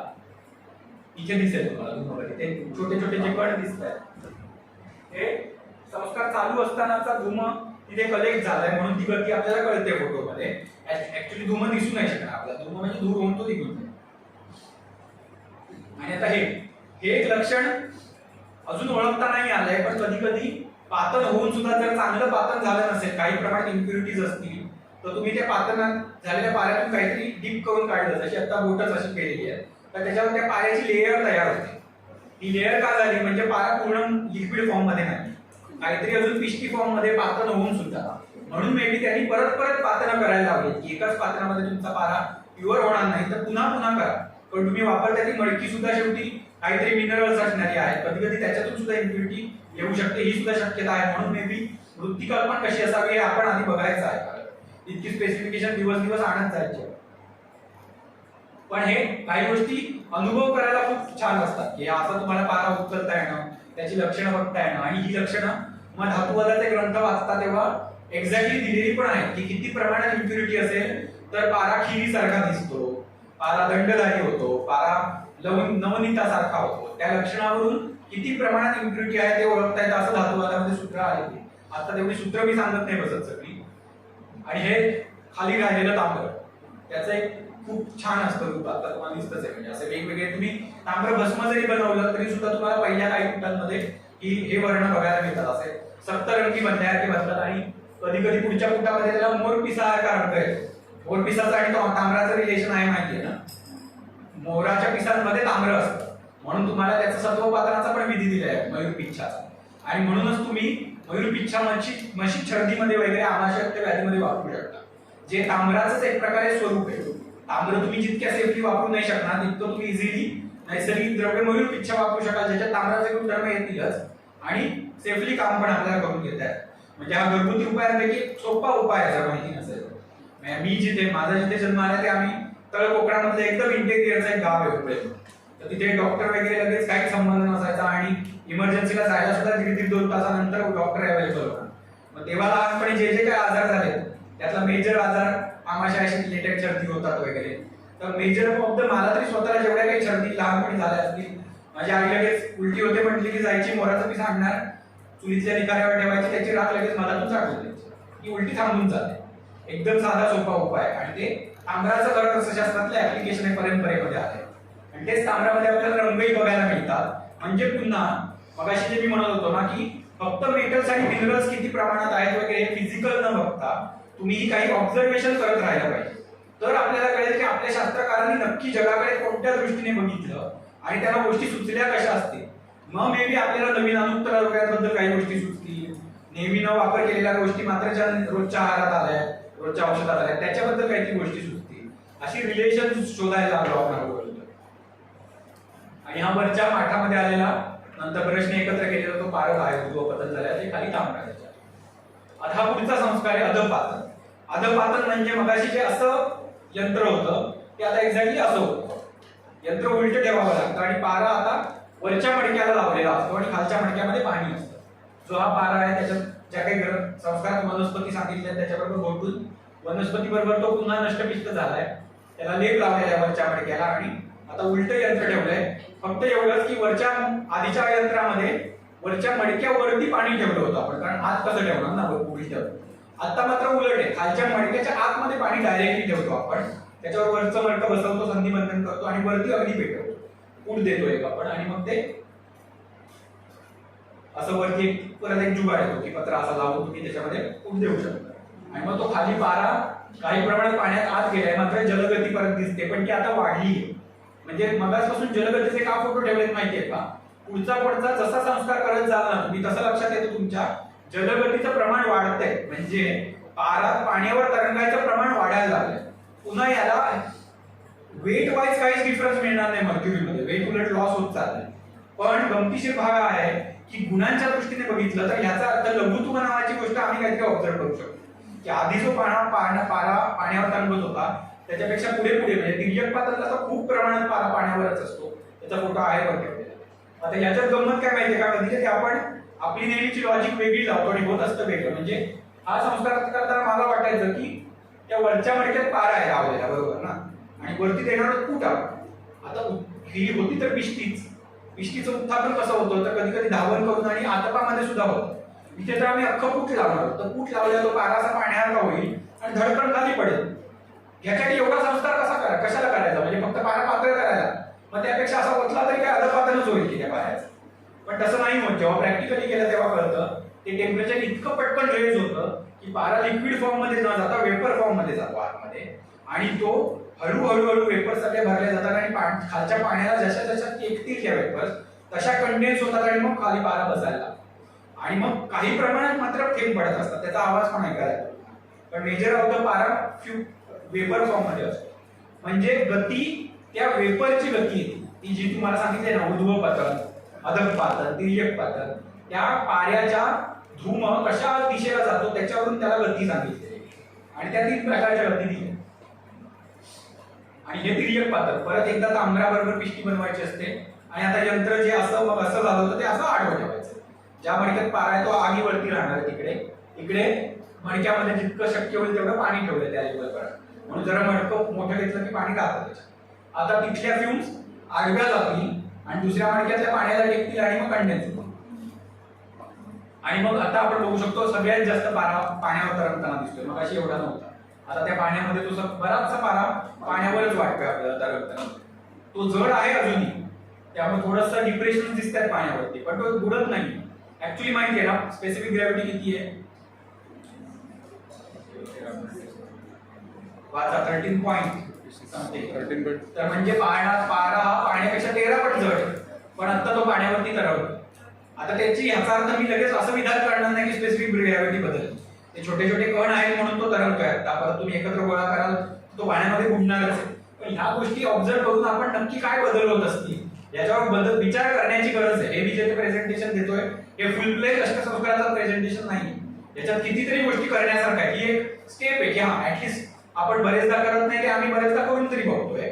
आता कुणीतरी आपण अजून मदत करून नवीन काय होत असेल, बदल काय होत असतील याचं आजच्या भाषेमध्ये कसं मांडायचं, नवीन ऍप्लिकेशन काय करू याच्यावर काम करायला पाहिजे. तर मग पुढे पुढे आपण जाऊ. तर मग पुढच्या संस्कारांवर जाऊ. मे बी दश संस्कार होतील, मे बी मूर्त पारक कधीतरी बनवता येईल, बद्ध पारक बनवता येईल. ही पुढची स्टेप आहे. तर आता असा पारा झाला. आता याच्यात काय झालं माहितीये का इंटरेस्टिंगली 3 वेगवेगळ्या दिशा झाल्या. तसं बघायला गेलं तर ऊर्ध्वपतनच 3दा केलं असतं किंवा डिस्टिलेशन 3दा केलं असतं, काय हरकत होती. पण म्हणूनच आम्ही 3दा का केलं की काय होतंय ते बघूया. आणि 3दा केल्यावर कळलं की तिर्यक पातळीला पारा जास्तीत जास्त तरंगतो. आणि मग जेव्हा तुम्ही परत ग्रंथ वाचता तेव्हा रसायन चूडामणी म्हणून ग्रंथ आहे, त्याच्यात त्याची सूत्र पण आली आहेत.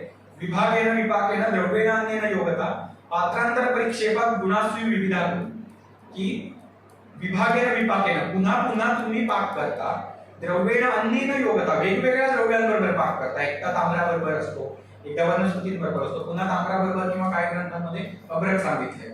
तर वेगवेगळ्या द्रव्यांबरोबर करता आणि पात्रांतर परिक्षेप करता. वेगवेगळ्या दिशेने वेगवेगळ्या पात्रांमध्ये त्या पाऱ्याला सोडला जातो. त्यामुळे गुणाशी विविधा करू. आता परत इन बिटवीन जाईल. गुणाशी विविधा करू. विविधाचा अर्थ शोधा.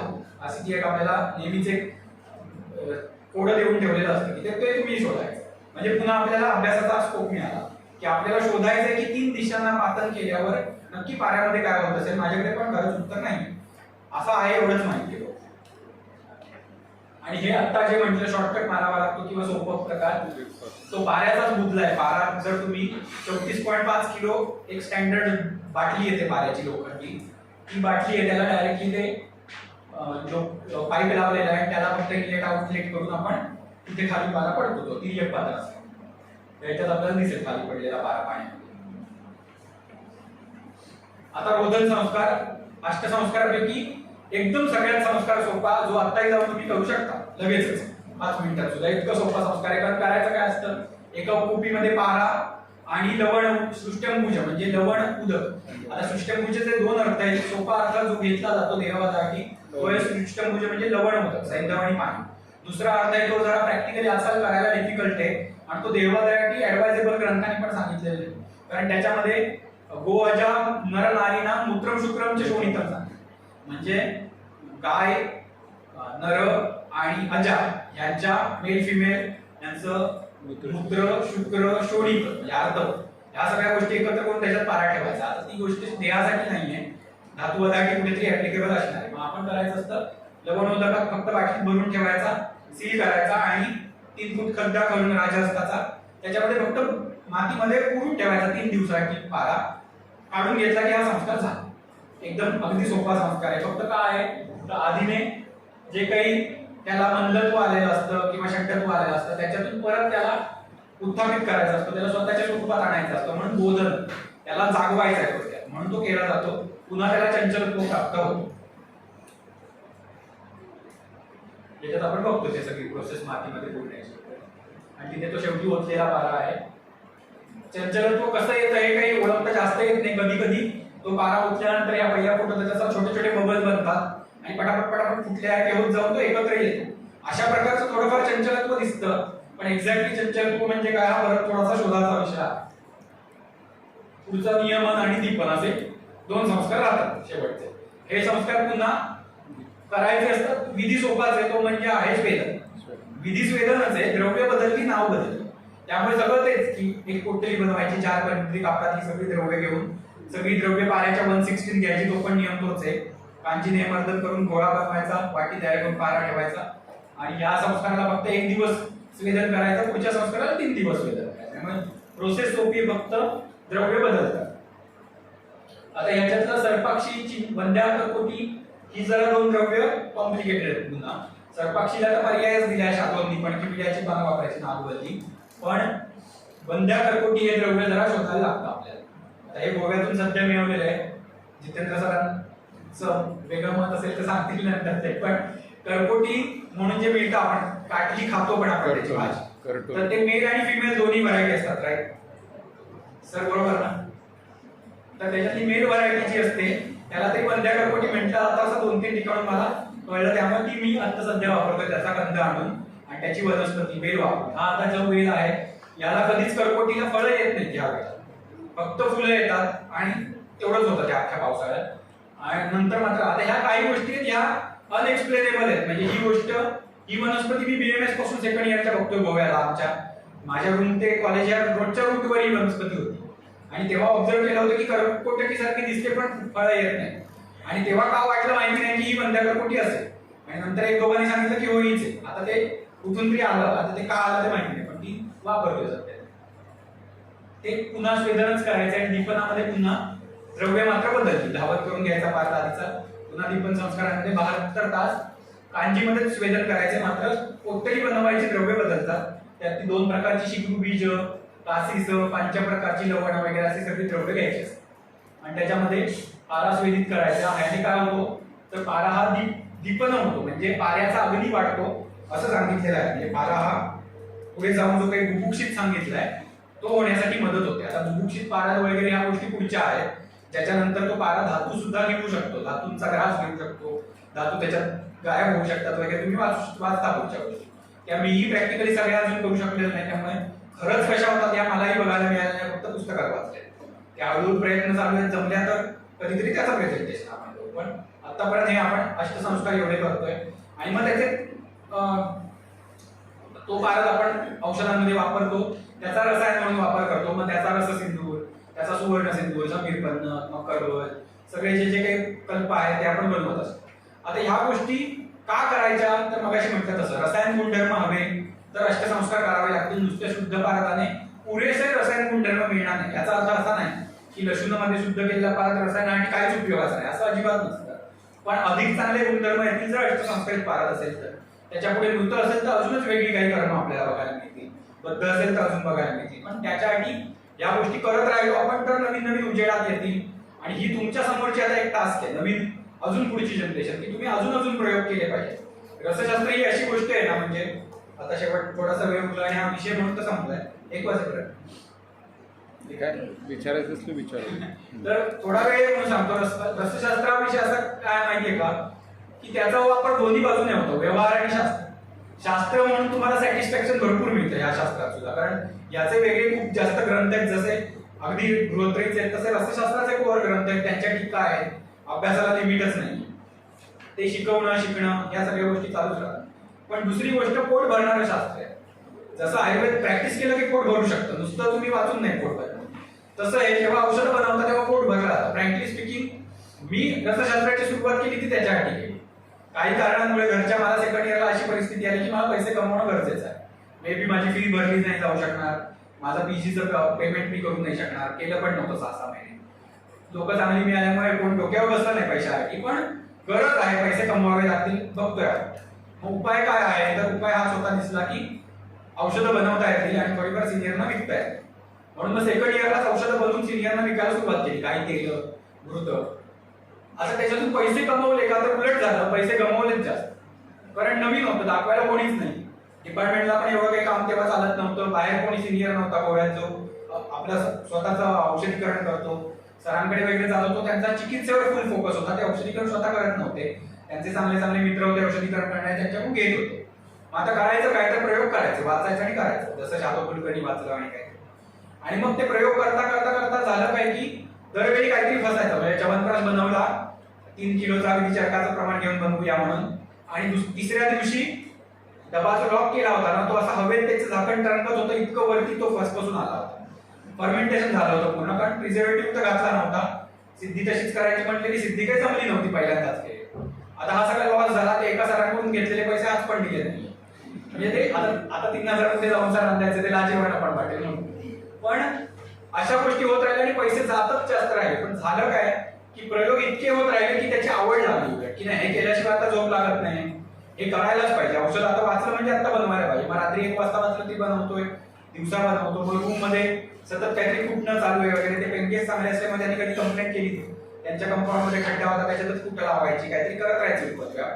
बनायचं बरेचदा अर्धवट, खराब व्हायचं. गोव्याचं हवा असल्यामुळे आस्वारिष्टांमध्ये किडीच पडायच्या नेहमी. एकदाच एक असं फक्त सक्सेसफुली बनलं ते. पण ते जे काही शिकलो ना त्या सक्सेस पेक्षा जे काही फेल्युअर्स होती त्याने खूप जास्त शिकवलं. फेल्युअर्स खूप जास्त शिकवत असतात तुम्हाला.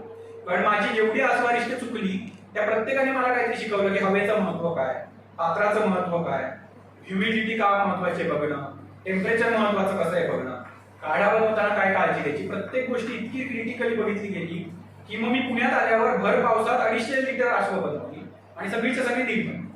मग पावसाळा असला तरी प्रॉब्लेम नाही आला, कारण ती सगळी कृत्रिमरित्या सगळं ऍडजस्ट करता आलं होतं मला, जे काही टेम्परेचर ह्युमिडिटी वगैरे. पण ते फेल्युअरनी शिकवून ठेवलं होतं बीएमएसच्या काळात. त्यामुळे बीएमएसच्या काळात ते हरकत नसते, ते पैसे फुकट गेले, पॉकेटमध्ये त्याच्यात खर्च केला, नंतर पुढच्या आयुष्यात फायदा होणार असतो. आणि नंतर पुढच्या गोष्टी खूप फास्ट मिळत गेल्या. म्हणजे अजून करायला खूप आहे, पण ऍटलीस्ट मी स्वतःचं का सांगतोय आता, कारण तुम्ही माझ्यापेक्षा काही खूप लहान नाही आहात. आणि मी काहीतरी माझ्याबद्दल सांगितलं तर मी तुम्ही थोडंफार इन्स्पायर होऊ शकतात आणि काहीतरी काम केलं तर चांगलंच आहे. तर मी काहीतरी मोठं काम केलं असेल, तीर मारले त्याच्यातला काही भाग नाही. पण मला बीएमएस झाल्या एमडी करताना त्याच वेळी मी, आता ते ऑफिशियली अनऑफिशियली वेगळ्या गोष्टी असतात, पण त्याच वेळी मी प्रोडक्शन मॅनेजर होतो एका फार्मसीत. आणि त्याचा फायदा काय झाला, तिथे मला सरांनी एक विजन दिली महत्वाची, की ती तुम्हाला उपयोगाची, की तुम्हाला आयुष्यात काय करायचंय ना, ते नुसते ड्रीम्स बघू नका. एक पेपर घ्या आणि लिहून का की मला हे अचीव्ह करायचंय, त्याच्या ह्या स्टेप्स आहेत आणि मी इतके वर्षात हे अचीव्ह करायचं. जसं की मी आज डायरी उघडतो तेव्हा माझ्या लक्षात येतं 2015ला बीएमएस झाल्यानंतर मे बी 6 महिन्यानंतर मी लिहून ठेवलं होतं की मी पुढच्या 5 वर्षात काही करोड उलाढाल असेल अशी एक फार्मसी व एक हाती हँडल करू शकलो पाहिजे, ही माझी अचीवमेंट असली पाहिजे. पण फ्रँकली स्पीकिंग त्याच्यानंतरच्या 2 वर्षातच ती अचीवमेंट झाली. 2 वर्षातच तशी फार्मसी मी हँडल करत होतो ऑलरेडी जॉबला एका ठिकाणी. मग ते का झालं, पण तुम्ही लिहिता तेव्हा जबाबदारी येते की मला हे अचीव करायचंच आहे. नुसते स्वप्न आपण रोज बघत असतो, झोपल्यावर सुद्धा अशी स्वप्न पडतच असतात. ते लिहून ठेवताना तेव्हा तुम्ही स्टेप्स घेता त्याच्या दृष्टीने, नाहीतर नाही घेतल्या तर ऍटलीस्ट कधी ते उघडून बघितलं कळतं तरी की 2 वर्षापूर्वी लिहिलेली गोष्ट आजही अचीव झाली नाही, मला काहीतरी केलं पाहिजे. तर ते करता तर तुम्ही कमी वयात लवकर गोष्टी अचीव करू शकता. मग अष्टसंस्कार लवकर झाले, मग आता स्वतःची फार्मसी होऊ शकते, स्वतःची फार्मसी होऊ शकते. याचं दुसरं ऍप्लिकेशन काय झालं हे मी म्हटलं ना, की पुढची स्टेप घेणं का गरजेचं आहे. माझी फार्मसी कधी झाली स्वतःची, मी बीएमएस होऊन आता झाली मला 2015ला पाऊस होते. इतक्या वर्षानंतर आता माझी स्वतःची फार्मसी झाली म्हणायला अजूनही होते, सँक्शन व्हायचे आहे, अजून 1 वर्षभर जरा समजा जाईल त्याच्यात. पण माझे जे 3 पार्टनर आहेत ते आता एका कॉलेजमध्ये इंटर्नशिप करतात, 3ही पार्टनर. त्या 3ही पार्टनरची इंटर्नशिपला फार्मसी आहे ना, याचा अर्थ जरी 4 पार्टनर होते, प्रत्येक जण 25% मालक आहे त्या फार्मसीचा, जेवढा मी मालक आहे तेवढं. हे का झालं, कारण मला येणाऱ्या गोष्टी मी त्यांना सहज शिकवून टाकल्या, ते आताच मास्टर झाले. त्या प्रत्येकाला अष्टसंस्कार आताच करता येतात एका, त्याच्यातला कोणी आता मकरध्वज एकटा करू शकतो. हे का गरजेचं होतं, नाहीतर मग मी माझ्या पुढचं ठेवायचं, तसं नाही का करायचं, कारण मी पुढच्या स्टेप घेऊ शकेल, मी सत्वपातन करू शकेल जर हे मकरध्वज एकटा करत असतील तर. मला मृत पारदायी प्रयोग करता येतो, तर गोष्टी आपल्या पुढे पुढे जात राहतील आणि अचिव्हमेंट लवकर होते. आता त्या मुलांचा काय फायदा झाला की ते बीएमएस पास होतील तेव्हा आता जॉब बघायची गरज नाही पडणार आहे, स्वतःची प्रॅक्टिस करायची आणि उरलेला वेळ उत्पन्न आम्हाला फार्मसीतून व्यवस्थित 1 वर्षात मिळायला चालूच झालं. हा फायदा असतो जर तुम्ही काहीतरी फोकस काम चालू केलं. यात हे मला कधी कळलं होतं, तर मला पानसे सरांमुळे सेकंड इयरला कळलं की तुम्ही एक विषय धरून काहीतरी काम केलं पाहिजे. आणि बेंडार सरांनी ते रुजवलं की एक विषय धरायचा आणि त्याच्यावरच पूर्ण काम आयुष्य वाहून घ्यायचं. नाही तर मी हे पण करतो, मी ते पण करतो, ते करतो असं चालत नाही. म्हणून माझ्या जमणारी प्रॅक्टिस सुद्धा मी दिवसाची 2च तास करतो, बाकी पूर्ण वेळ औषधीकरण करतो. त्या 2 तासाचा सुद्धा वेळ कधी कधी गायब होतो, कधी कधी सुट्टी घ्यावी लागते. पण पूर्ण डेडिकेटेड ते औषधीकरण करायचं म्हणजे औषधीकरणच करायचं. म्हणजे एक अशी वेळ होती, अध्यात्म आपल्याला बैठक गरजेची असते. मी जास्त बोलत नाही अध्यात्मावरती, कारण की थोडा बुवाबाजीकडे लवकर जातात गोष्टी आपल्याकडे, पण थोडं गरजेचं असतं. त्याचा कधी फायदा होतो, मी 3rd इयरला असताना माझा असं स्वतःचा डायलेमा मला तयार झाला की मला मगाशी म्हटलं तसं मी प्रयोग करतो, मला आवडतं काय रसशास्त्र, पण मला तेवढंच संहिता वाचायला आवडायचं आणि त्याच्यात सुश्रुत वाचायला आवडायचं. आणि सुश्रुत आपल्याला माहिती आहे प्रॅक्टिसमध्ये खूप कमी वापरला जातो. मग मला वाटलं की मग शल्य केलं पाहिजे तर आपल्याला सुश्रुत वापरता येईल. मग आता वाटायला लागलं की शल्यात काहीतरी केलं पाहिजे, पुढे जाऊन एमएस झाला पाहिजे. पण मला येतं का तर नाही, माझे आता सुद्धा हात असे थरथरतात नुसते. हा पहिलाच दोष आहे ना, शल्यकर्माला अजिबातच चालत नाही का. म्हणजे मी एलिजिबल आहे का तर नाही, पण मला आवड आहे, मग मी हे करू की ते करू, हे की करू. असं माझे कितीतरी महिने चालले होते की नक्की काय करू, शल्य करू की रसशास्त्र करू, हे आवडतंय पण ह्याची एम आहे वगैरे असं होतं.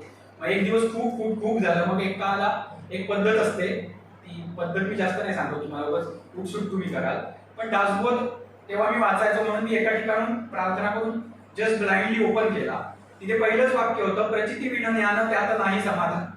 लगेच बंद केलं आणि त्या दिवशी बटन बंद झालं शल्याचं, की आजपासून मला आयुष्यात फक्त शल्य नाही, मला फक्त रसशास्त्र आणि रसशास्त्रच करायचंय. कारण प्रचिती कसली आहे मला तर रसशास्त्राचीच आहे.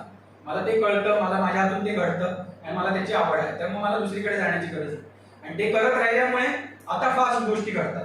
म्हणजे मगाशी म्हटलं तसं आता मी जस्ट पास आउट एफडी 2019ला झालोय, पण ऍटलीस्ट 3 फार्मसीला जाऊन प्रोडक्शन ऍडवायझर म्हणून काम करतो.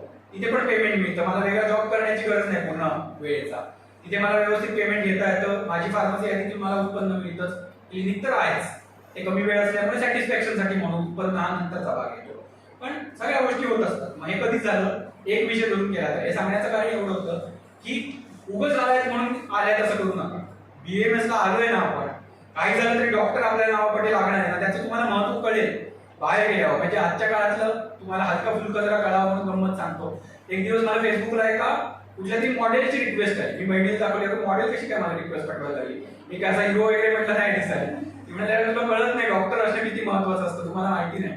डॉक्टरला खूप समाजात मान आहे. म्हणजे माझी जी फ्रेंड कारण की फॅशन डिझायनिंग मध्ये तर आमचं जे सर्कल आहे त्याच्यात मी जेव्हा माझा भाऊ डॉक्टर आहे सांगते तेव्हा एक वेगळा स्टेटस असतं त्याला की डॉक्टर असणं म्हणजे तुम्ही BAMS का असाल ना तुम्ही डॉक्टर. आणि आता तर गव्हर्नमेंट तुम्हाला सेम स्टेटस दिलंय, ॲलोपॅथिक अनाऊन्स झालाय आता मध्ये.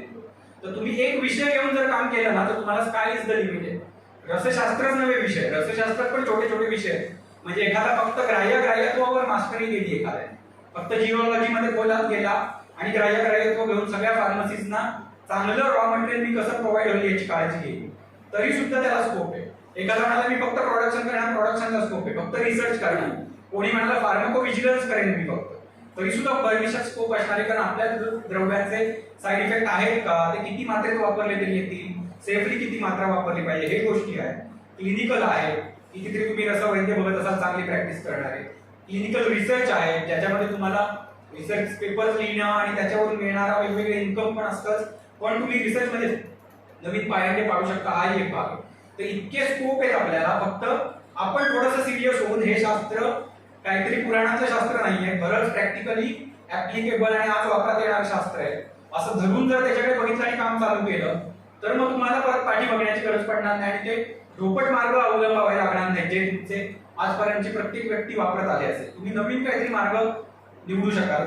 मला वाटतं वेळ पण झालाय आणि बरंच तुम्हाला लोड देऊन झालेला आहे, भूक पण लागली असेल, मला पण थोडी लागली. तर तुम्हाला जर काही शंका असतील तर मला काही हरकत नाहीये बोलायला, अजून असतील तर विचारा.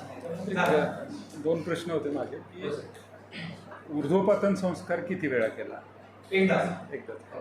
त्यानंतर ह्याला नियमन संस्कारासाठी वंध्या करकोटीचं कोणतं अंग वापरलं? ऍक्च्युली सर त्याचा कंद वापरलेला आहे पोटली बनवायला, पण कंद आपल्याला इतक्या प्रमाणात मिळत नाही की त्याचा स्वरच पण घेत आहे. म्हणून आम्हाला आता असं करावं लागेल की कंदाची पोटलीसाठी वापर करायचा, तेवढी मिळते 116 पाऱ्याच्या, आणि जे स्वरस म्हणून वापरायचं ते मग वरच्या वेळीचा स्वरस वापरायचा. अजून एक शंका होती, आपले ताम्र चूर्ण इझिली अवेलेबल झालं का करावं लागतं? विकत इझिली मिळतं पण खूप महाग देतात, 2000 रुपये 2500 रुपये किलो देतात. त्यामुळे एकदा तर इझिली अवेलेबल झालं होतं, दुसऱ्या वेळी एकदम थीन कात्रीने कापता येतील अशा फॉईल आणल्या आणि ते एकदम बारीक बारीक कापून थोडा वेळ मिक्सरला लावून वगैरे, पण ते पावडर नाही होत एक्झॅक्टली, छोटे ग्रॅन्युल्स झाल्यासारखे तयार होतात. त्याने पण पिष्टी मात्र बनते त्याने, पण चूर्णाने खूप छान जी फोटो दाखवली होती तशी पिष्टी बनते. चौथं हे होतं की तिर्यक पातन संस्कारासाठी अभ्रक वापरलं का? एकदाच वापरले सर, पण नेमकं मडकी वापरली होती तेव्हा केलं नव्हतं. या यंत्रात केलं तर त्याचा प्रॉब्लेम असा दिसला की अभ्रक सुद्धा निघून आलं पातनामध्ये. ते कसं आलं मलाही कळत नाही की अभ्रक उडालं कसं, पण बहुतेक धान्याभ्रक आणि खूप सूक्ष्म असल्यामुळे, हलकं असल्यामुळे एखादं ते उडालं असेल. एक म्हणजे अक्षरशः ब्लास्ट झाल्यासारखं ते धपकन खाली येऊन पडलं होतं, बंदच करावं लागलं. लास्ट वन, जी जलगती आहे त्यातला वरचा जो लेअर होता तो कालांतरानं खाली गेला का? तो किती वेळाने गेला? त्याच्यासाठी आम्ही तेच करतो की दोन गोष्टी करता येतात. जलगतीने पारा वाहताना जेव्हा दिसतो तेव्हा हलक्या बोटाने टॅप जरी केला तरी तो लगेच सेटल होतो आणि ती गती वाचवता येते, पण तरी काही प्रमाणात जातो. मग जनरली असं करतो आम्ही की जे काही संस्कारातलं डिस्कॅर्डेड वॉटर ते फेकून न देता आधी एका टाकीत किंवा ड्रम मध्ये ठेवायचं, एक 2-3 दिवस सगळं सेटल होऊ द्यायचं आणि मग पुन्हा धावन करायचं, म्हणजे मग थोडासा लॉस परत रिगेन करता येतो. पण एखादा ग्रॅम प्रत्येक संस्कारातला शेवटी जातोच, तो अगदी नाही घेत. थँक्यू. पाचन संस्कारामध्ये खाली जे तांबडं राहतं त्याच्या पुढे तुम्ही पाचन संस्काराचे खाली तांबडं राहतं ते एका अर्थी त्यांनी सांगितलं की नागोअंगयुक्त आहे, म्हणजे थेट वापर करता येणार नाही. मग आता करायचं असेल तर नागोअंग रहित करावं लागेल. नागोअंग रहित करण्यासाठी काही विधी आहेत वेगवेगळ्या ठिकाणी. एक विधी सुवर्ण मासिकाच्या सत्व पात्रात नाग वापरायचं असतं, ते नंतर बाजूला काढायचं असतं, तिथे आलं. तो विधी म्हणजे नागाचं जे शोधन आहे ना, निर्गुंडी स्वराचा हरिद्रा घालून त्याच्यात निर्वाप करायचे किंवा डालन करायचं, ते सेम कुठल्याही धातूला केलं तर त्यांनी म्हटलं की नाग बाजूला होत आहे. तर जनरली आम्ही पुन्हा त्या तापराचं तसं शोधन करतो आणि मग ते पुढे भस्मासाठी घेतो. सर तुम्ही ते भस्माचं म्हटलं की भस्म लावताना आपण दूध लावून केलं आणि फर्नेस केले तर ते फरक पडतो. आता काही काही माहिती असं पण केलं की फर्नेससाठी प्रॉपर टेम्परेचर देऊन ठेवलं की जसं जसं टाईम जात जाईल तसं तसं टेम्परेचर बदलत चालेल, पण तरी सुद्धा ते होत नाही.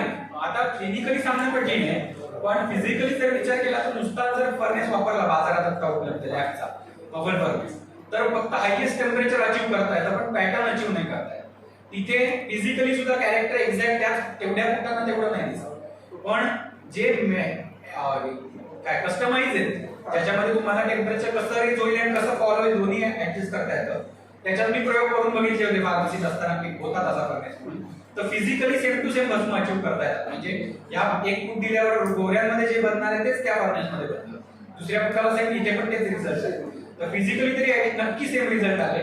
फिजिकली वापर नाही केलाय पण मला अनुमान आहे त्यानुसार खूप जास्त बदल होणार नाही इतकं जर फिजिकली सेम येते. अजून एक होतं माझं की सगळी तुमची औषधी निर्माण ही अष्टसंस्कारित पाऱ्यापासून करता की आधी सर एक पहिली 6-7 महिने आम्ही दोन्ही ऑप्शन ठेवले होते वैद्यांसाठी की सेम गोष्टी मकर ध्वज रससिंधू वगैरे साध्या पाऱ्याचे कष्ट संस्कार अजूनही आम्ही प्राइसेस देतो त्याच्यात लिहिलेले असतात.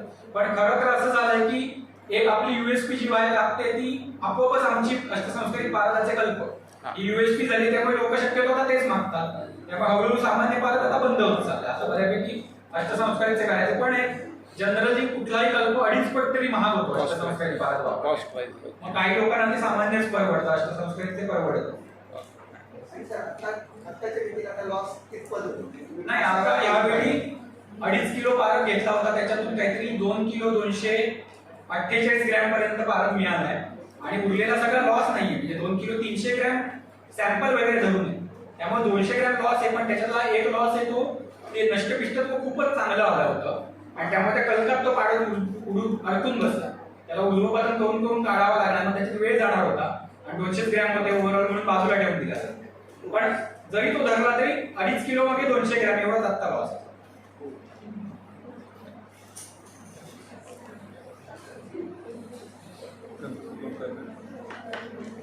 कृष्णा कन्क्लूड.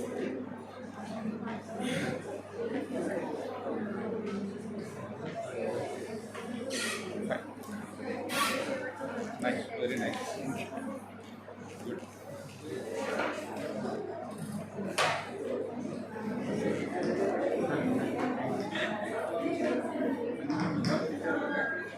तुम्ही नक्की काय केलं? सर एक प्रश्न होता, एक प्रश्न आहे. हां काय रे काय होतं? हां विचार विचार विचार विचार. आपण पारद टॉक्सिक म्हणतो, तर आपण मेडिसिन आपण वापरला तरी काहीतरी क्वांटिटीमुळे जर तो टॉक्सिक आहे तर किती क्वांटिटी सेफ क्वांटिटी आपण करू शकतो? अष्टसंस्कृत वापरला ती काही प्रमाणात टॉक्सिक आहे असं नाही, मग तो टॉक्सिक नाही. म्हणजे अपेक्षित तेच आहे ना की अष्टसंस्कार केले म्हणजे टॉक्सिक असणार नाही. आणि खरं सांगायचं तर अष्टसंस्कार पण गरज नाहीये टॉक्सिसिटी फक्त घालवायला. लसूणाने शुद्ध केलेल्या पारावर पण केसेस वगैरे आणि चांगले चांगले वर्क झालेली आहे, तर तो टॉक्सिक राहत नाही. तो सेफली क्लिनिकली वापरता आलेला आहे. काही प्रमाणात त्याचा रससिंधू वापरून आय थिंक होमी बाबा रिसर्च इन्स्टिट्यूट आहे मुंबईचे, त्यांनी ते बीज वरती त्याचा प्रयोग करून पण बघितला होता सेल्युलर लेवलला काय होतं. तर तो अजिबात टॉक्सिक ठरत नाही जेव्हा तो शुद्ध केला जातोय. तो शुद्ध केल्यावर तो टॉक्सिक होत नाही. ऑफकोर्स मात्राही बघावीच लागेल. तुम्ही तो शुद्ध झालाय म्हणजे आता तुम्ही रोज काही ग्रॅम पातात देऊ शकाल असं होणारच नाही. ग्रंथात ज्या काही गुंजांमध्ये मात्रा त्या कल्पाच्या दिल्या आहेत तेवढाच तो वापरावा लागेल. अति प्रमाणात जेव्हा होईल तेव्हा पुन्हा अजीर्ण स्वरूप त्याचे परिणाम दिसणारच. तर मात्रा योग्य वापरली तर मात्र तो टॉक्सिक राहत नाही. म्हणजे पाऱ्यापासून आता पारा असाच देत नाही ना आपण, एक तर सिंदूर देऊ किंवा कल्प देऊ. तर मी आतापर्यंत बघितलेला, मी सरांकडे शिकत असतो तेव्हाचा पेशंट रोज 60 mg एवढा सुवर्ण सिंदूर, ज्याच्यात ऑफकोर्स 60% तरी पाराच असतो, उरलेला थोडा गंधक असतो, 60 पण नाही जास्तच मला. तर तो सलग एका पेशंटला 22 वर्ष चालू हार्टच्या पेशंटला, आणि एकही टॉक्सिसिटीचं त्याच्यामध्ये सिम्पटम कुठलेही म्हणजे सगळे पॅरामीटर नेहमी केले जायचे, कधीच दिसलं नव्हतं. त्यामुळे तसा तो टॉक्सिक नाहीये हा. तर टॉक्सिक तेव्हा राहील जर तुम्ही निर्गंध वापरला, म्हणजे रसकर्पूर म्हणून जो कल्प आहे त्याचा किंवा रसपुष्प या स्वरूपात वापरला तर मात्र टॉक्सिक असतो. जेव्हा पाऱ्याबरोबर गंधक येतो तेव्हा अजून टॉक्सिसिटी नष्ट व्हायला मदत होते. म्हणजे तो शरीरात त्याच्या उपस्थितीपर्यंत जेवढं काम आहे तेवढं करतो आणि एक्सक्रिशन सुद्धा त्या पाऱ्यात होऊन जातं. अदरवाईज नुसता जर वापरला गंधकाशिवायच्या कल्पांमध्ये तर तो टॉक्सिक होऊ शकतो. म्हणून मग ते वापरणारे वैद्य खूप कमी आहेत. म्हणजे अगदी रेअरली ते कल्प वापरला जातो आणि मात्रा सुद्धा एकदम अशी म्हणजे 2 mg 1 mg वगैरे इतकी कमी मात्रा काही दिवसांसाठी देऊन ते वैद्य बंद करतात जर आर्थिक अवस्थेत फक्त वापरायचा असेल.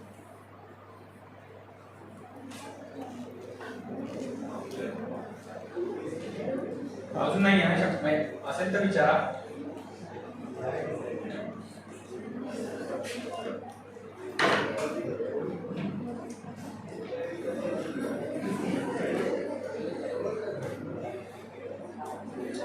First and foremost, sir, I'd like to thank you for this wonderful lecture.